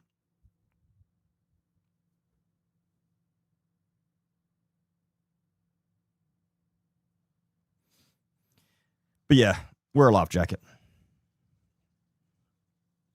And as far as the ocean,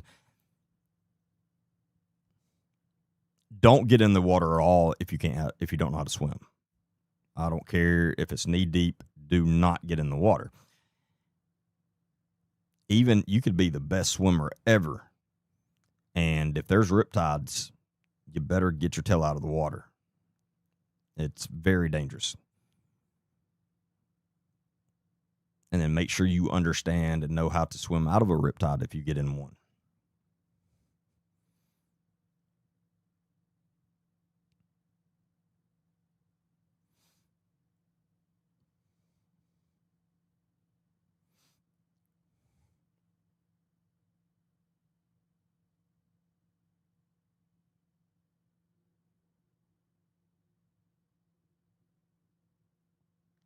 That makes sense, Tammy. Yeah, so he's just scared of it, which is understandable. But yeah, that makes sense. The best place to learn to swim is in the ocean or saltwater pool. Can you explain, Lisa? I've never heard that. I would not say the best place to learn how to swim is in the ocean. I'm curious about where you got that.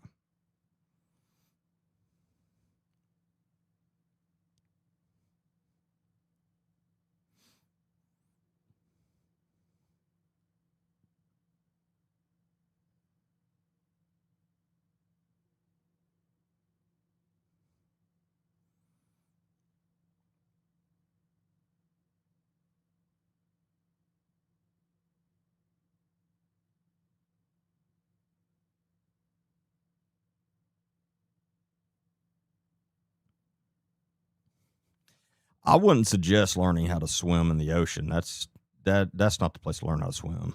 That's too dangerous.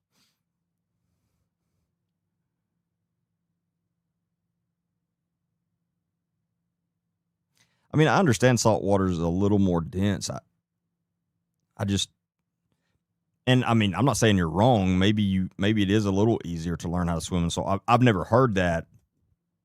And yeah, I used to teach swimming lessons for a long time, and then I was my original job in the Navy was I was a rescue swimmer. So my A school, what the Army calls AIT school, was rescue swimmer school, and so I learned tons about. Now that was a long time ago now, but that's really where I learned how to be a really strong swimmer. I thought I was a good swimmer before, and we swam every day, all the time. And a lot of times out in the open water, and they'd drop us down in the open water, and sometimes in full gear. And so but again, the main secret is to stay calm.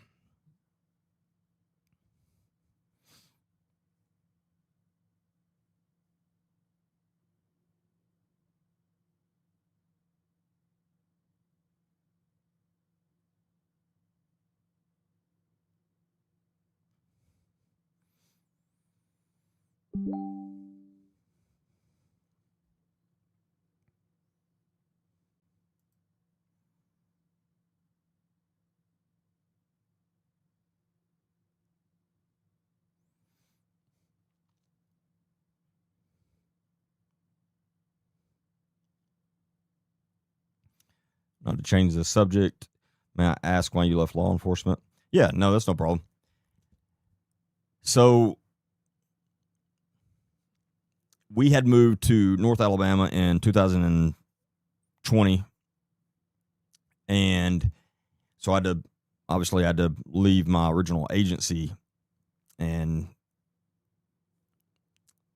so we moved to North Alabama, and I went to the UNA, or what they call North Alabama now, in an admin position, and was accreditation manager there, and over IA, things like that. And I only stayed there a year, or a little over a year, I think. I stayed there a little over a year, which is, I told them I was only going to be there a year when I started. I was just going to try to get them accredited because it just wasn't my thing. It's not, I don't consider that, it's not real policing in a lot of ways.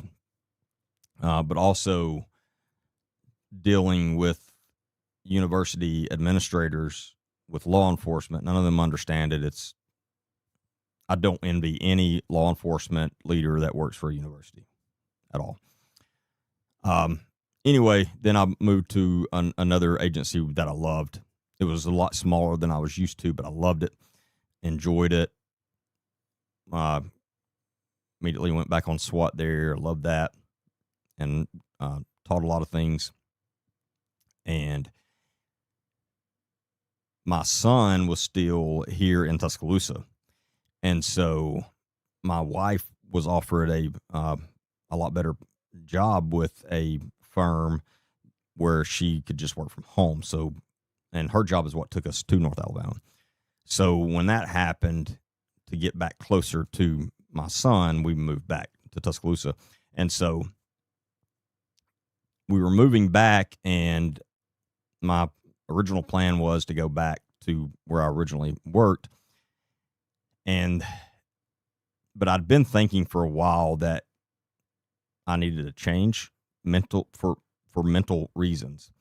Mentally, it had started weighing on me, and I had tons of PTSD, and I was getting tired of it. And also, I was no longer getting an adrenaline rush from anything, no matter what. And that's not a good thing. And I had so many adrenaline dumps throughout my career. My body just like, hey, we're done for a while. And that's not a good thing, because a lot of times that's a safety net that can protect you, especially in SWAT situations. And so one day I was on a SWAT call out, and we busted through the door of a house, and I was first one through the door, and I made a big mistake that luckily nobody got hurt, and it wasn't a noticeable mistake to anyone else. But if we would have walked into the wrong situation, it would have probably cost me my life and possibly somebody else's. Now, luckily, none of that happened. Nobody even knew I'd made the mistake, but I did, and it scared me to death. And I knew then that my mind wasn't in it, and that something had to change. And so after that day, I just started training a lot more. And even though I trained all the time anyway and had tons of experience, but I was like, maybe I can train. But again, no matter what, I couldn't get an adrenaline rush. And then I answered a domestic violence call, and where a woman had lived in this horrible situation for a long time, and it was more mental abuse for her than physical. But this man was controlling everything for her, controlling every dollar she spent. She literally was not allowed to spend $1 without his approval. He wouldn't let her have a car. He wouldn't let her work. It was just horrible. And I'm talking to her, and I get all this out of her, and I go in, and there was 3 or 4 officers there, And but I go in, and some of the other officers were talking to the husband, and he said a few things that just pushed me over the limit. And the things I wanted to do to that man at that time was not good and not legal, for sure. Obviously, I didn't do them, but I literally immediately had to leave the scene because I knew if I didn't that I was about to do something bad. And so I immediately just left. And on my way home that day, I knew, like, something's got to change. Like, what's going on? Like, something's got to change. And that's when my wife had already gotten a new job. And so I was like, hey, let's move back to Tuscaloosa. And I may just get out of law enforcement altogether. I still wasn't decided again. I was still kind of planning on coming back because I thought maybe if I go back down there, get back in the groove of things. But anyway, so during the transition of, like, right before we moved, but I was coming down, and during that time I was also teaching, because I've been teaching leadership courses and things for a long time, but I was teaching a leadership course to a dealership, to some managers, and one of the managers there after the class was like, hey, you should come sell cars. And I was like, I'm not selling cars. It's the craziest thing I ever heard. Like, it's like, oh, you'd be good at it. And I was like, that's not happening. And then he said, hold on just a second. And he went and he got printed out, like, one of the pay stubs for their highest paid salesman. And he showed me the number. He's like, this is what he made last year. And I was like, hey, I may start Monday, because it was unbelievable. And so I left there and started really thinking about it. And I was like, you know what? I think I may do this. I don't think I need to be in law enforcement right now. I need a break from law enforcement anyway. And so I gave it a shot, and I did very well. I worked there a year. I worked at a Ford dealership for a year and made the most money I've ever made in my life, and really enjoyed it for the first, like, couple months. But then it started getting extremely boring to me. That wasn't my thing, and I was missing law enforcement. And so I ended up, I quit there and then just went into consulting full time and teaching full time. And about 6 months after that is when I started doing this, and then this kicked up, and so here we are now. I know that was a very long story. I didn't mean for it to be that long, but it's kind of the whole picture of why. But I needed that change for sure. It all worked out for the best. And, you know, I could go back today and not have a problem, but I needed that break. I don't think I'll ever go back. I really don't want to. I hope I'm doing this for the rest of whenever, but I don't really want to go back. But I'm not saying I never will. But I needed that break, for sure, mentally, and it's been a huge relief. It's. I mean, I immediately dropped 3 medications I was on. Didn't have to be on those anymore. So it was mentally, I was done. So I think you need a break every once in a while from something like that.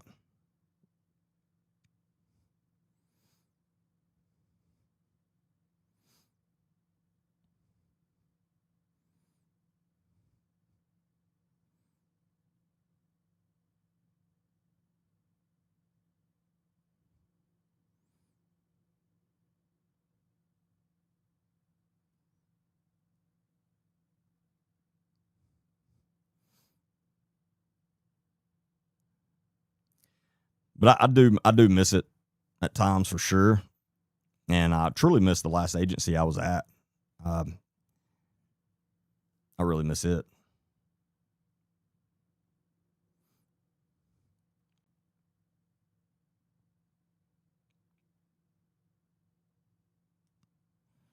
Well, thank you. Yeah, I think I just had enough. I'd dealt with enough, and I could tell I was starting to get to a point to where I couldn't hold myself back on certain things.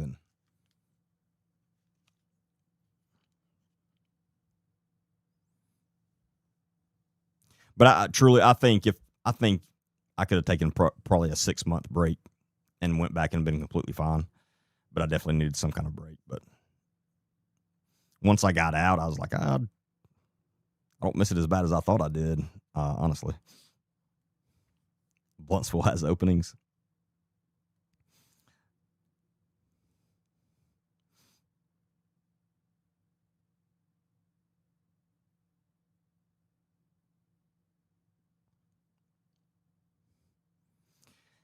But what I'm doing now pays off in a lot of ways. It's very fulfilling to me. And this is actually more fulfilling than law enforcement ever was to me. And I feel like I'm making a bigger difference doing this than I ever did in law enforcement, especially for a wider array of people.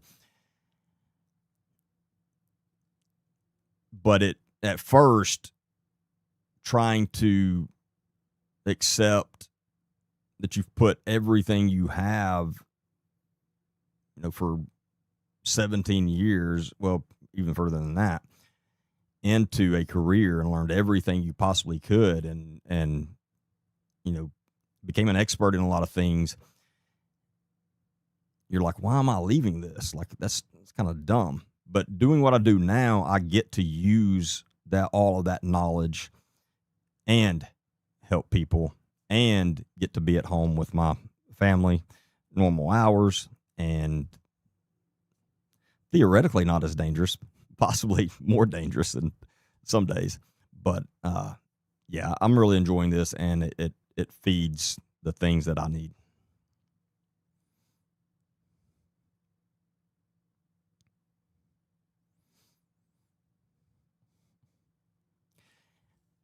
My oldest granddaughter is just about to go to the academy, and I hate it so badly. Call me old-fashioned, but I believe certain jobs are not designed for women. No, law enforcement absolutely needs women. Law enforcement needs way more women. It is absolutely a job that women can do. There's certain parts of it, women can't do SWAT because of the physical things behind it. They can't. I know some do and pretend they do, whatever. And there are exceptions. I'm sure there's one or two females in the world that can handle that, but most can't. But as far as patrol and investigations, for sure, females are very, very valuable. I mean, I can't tell you how valuable they are. A female's brain works completely different than a male's. And especially for investigations, if you have a male and a female working together on an investigation, it's going to be 10 times more successful and probably quicker to the result that you want to get to than if it's two males, because you're both looking at this completely different and from completely different points of view, but it's very valuable. So, but we need more females in law enforcement. I do understand what you're saying, but we need more females in law enforcement, for sure.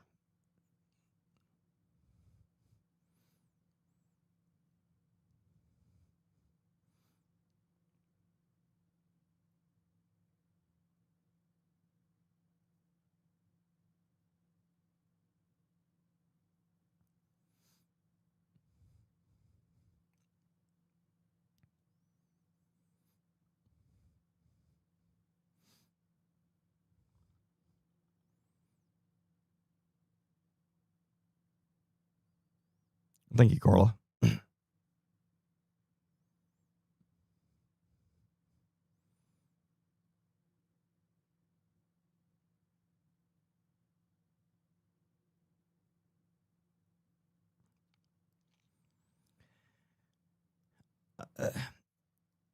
What I mean by that is I feel there's times a woman will have to use her weapon when a man wouldn't have to. You kind of have a point, but a lot of that not all the time. Please don't misunderstand me. A lot of that comes down to your mind and how intelligent you are and how well you can think through a situation quickly and how well you can operate under stress. Because there are a lot of, I don't know, I hate to use the word a lot, but there are many OISs, officer involved shootings, that are one of my favorite quotes in law enforcement is bad tactics can lead to a good shoot, which means you can make a very, very bad tactical decision that will put you in a situation to where you're completely justified to have to shoot someone. But if you would have made a better tactical decision, you wouldn't have to do that. So a lot of times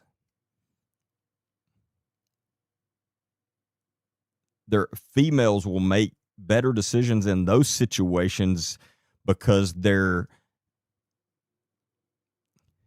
don't know how to word this.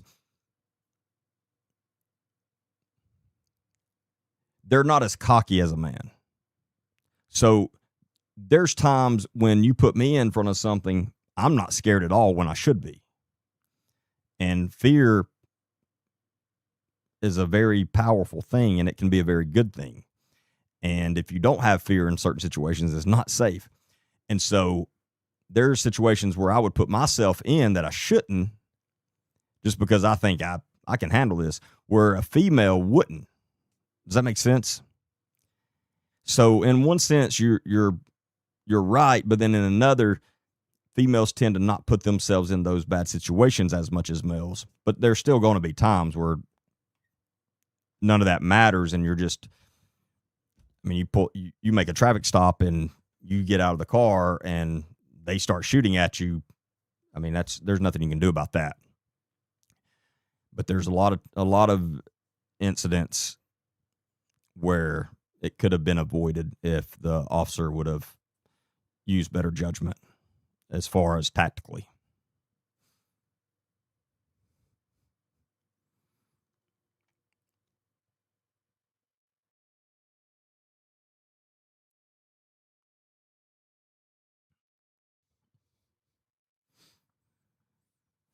But yeah, the most important tool in law enforcement is knowing how to communicate. If you know how to talk to people, you will be successful, whether you're male, female, big, small, whatever. If you don't know how to talk to people, you will not be successful. If you know how to talk to people, you will be in a lot less fights than if you don't know how to talk to people.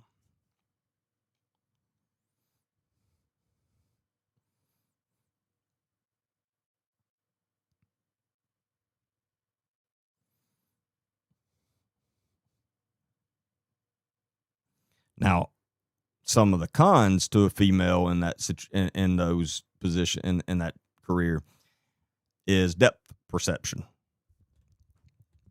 Males have a much better depth perception than females, just how we're made. And so that can be an issue at times, but that's not a big deal, honestly, in the grand scheme of things. But that can be an issue at times.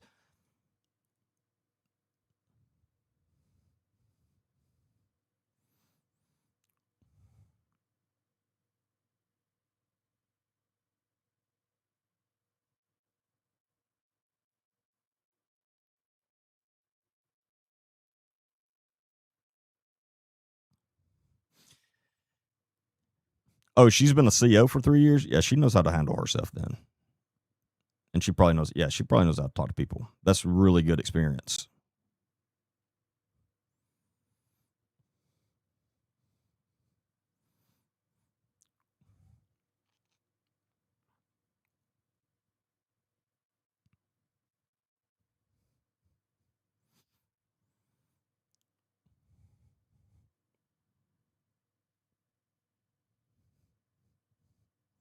But yeah, that's some of the best experience you can get, especially learning how to deal with people. And most female officers will tell you this, one of the toughest things for females in that business is dealing with their coworkers.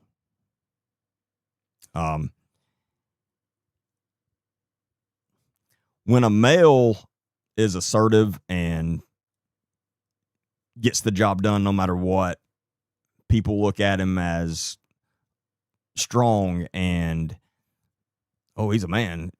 And he made that happen. When a female does that, they're called a bitch. And that's not fair. But that's, people are like, oh, the amount of times that you hear citizens talk about a female officer and they're like, oh, she was bitchy. She was doing her job. They don't say the same thing about a male when he acts the same way, because there's a lot of times in that business you have to be assertive and you have to make it known, hey, I'm in charge here and you're not. And you don't use those words, but you know what I mean. And so female has to hear those things a lot, and they have to have very, very thick skin. But if she's worked as a CO, she probably has thick skin because she's probably already heard it all.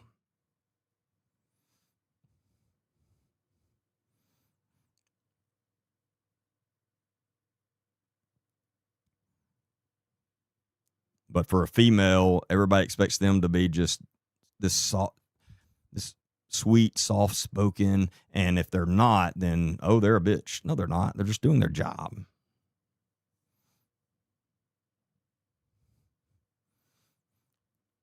You're right, Tammy. It's the same in the business world. Yeah, females they have to deal with that pretty much in any career, especially any career where they're successful. They're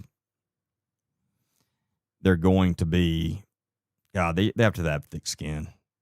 I mean, almost every successful female, it never fails. Certain people are going to say, oh, they slept their way to the top. That is never said about a male.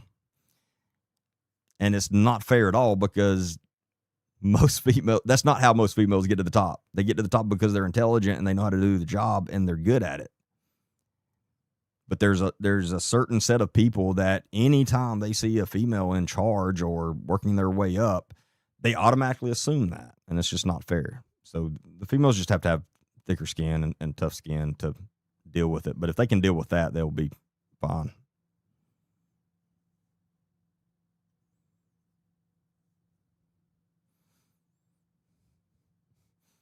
That's a fox.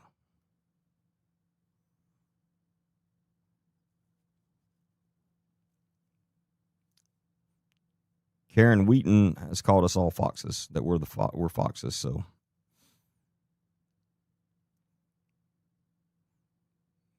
we're wearing that crown proudly. I didn't realize it is covering up the lava lamp, though. I didn't need to move that.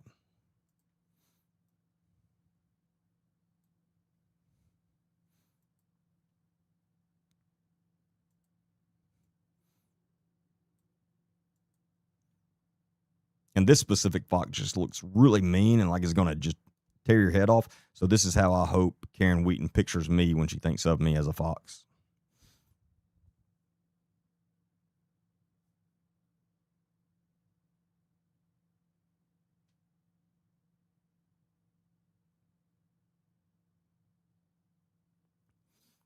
I'm not as cool as Rodrigo. He's got a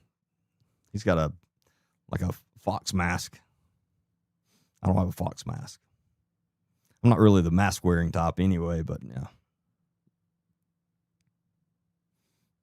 I moved it out in front of the lamp.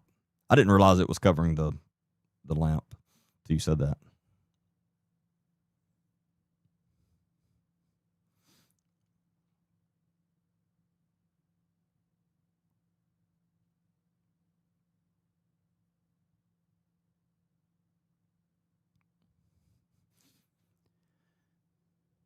I thought about having a special logo for a while and having a fox implemented in the logo somehow. May try it out.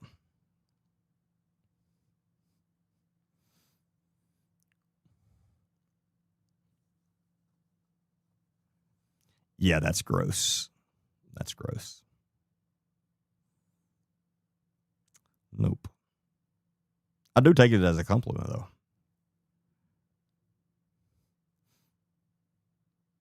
I think if anyone ever walked up to me and said, "You're a fox," I don't think I'd ever take that negatively. Just doesn't sound like a negative thing.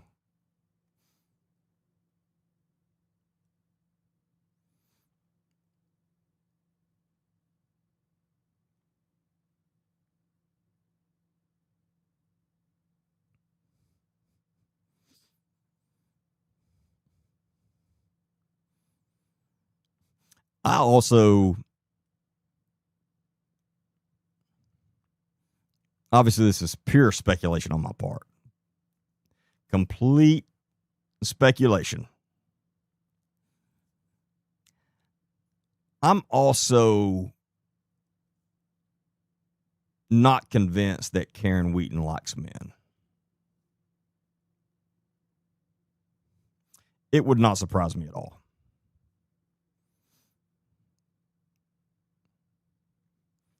But of course, she could never say that because, oh my God, that would go against everything she's preached on.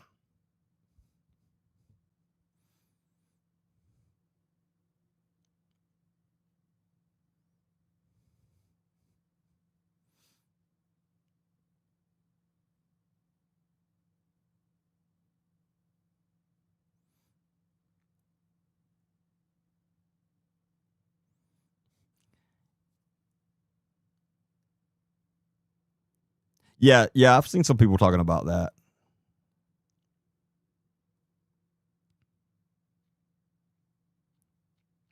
But truly, if you think about Karen Wheaton, she doesn't live with her husband.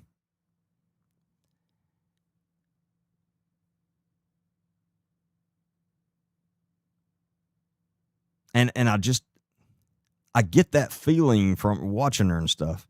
Now, again, that's pure speculation. I have no proof of that or anything like that. It's pure speculation, but it would not surprise me at all.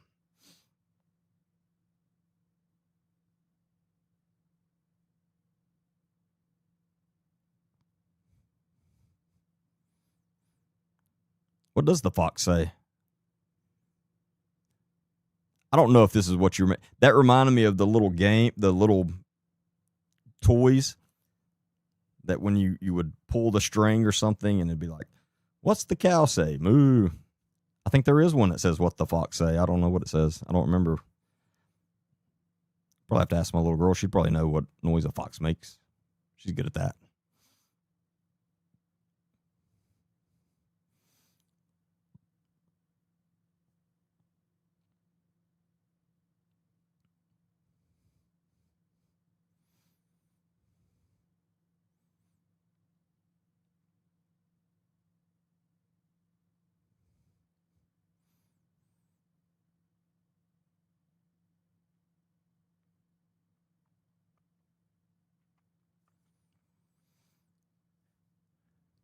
How long have we been on? Oh, yeah. I'm about to call it a night.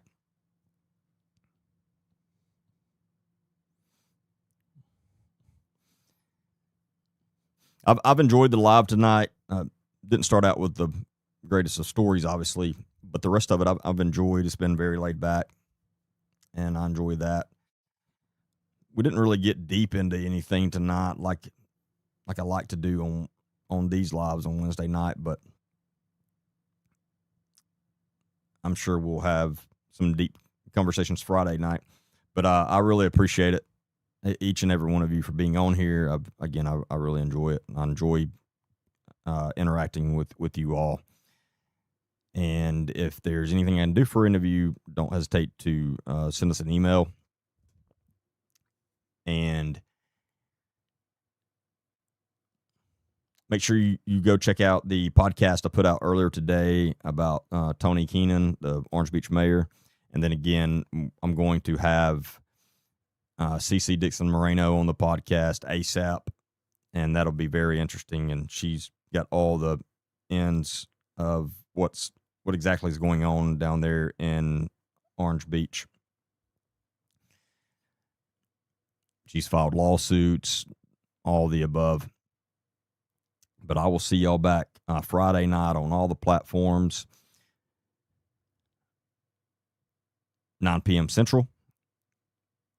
And everyone, please be safe this weekend.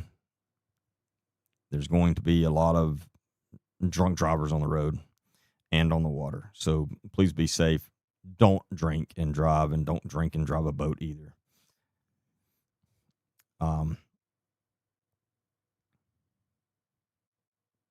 Yeah, make sure you go check out that podcast I put out today. Watch it all the way through. Like it, repost it, all the above. It helps push it out. Comment on it, and also let me know what you think. And I've got another good podcast that'll be out probably Friday, so be looking for that. And other than that, I will see y'all back Friday night. Yes, I'm going to put. Yeah, thank you, Nancy. I'm going to make just a Facebook post about that. The Tuscaloosa 9-month-old. Actually, I'll probably make that tonight, but I'll make that post so y'all share that out as well. I want to see the same. I want to see the uproar over that child, that poor child losing its life. It's horrible.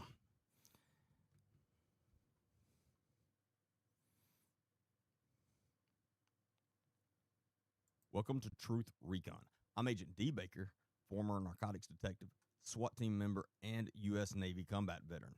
With years of real-world experience in high-stakes environments, I've seen firsthand the dangers that lurk both in our communities and now increasingly online. Before this show begins, understand this.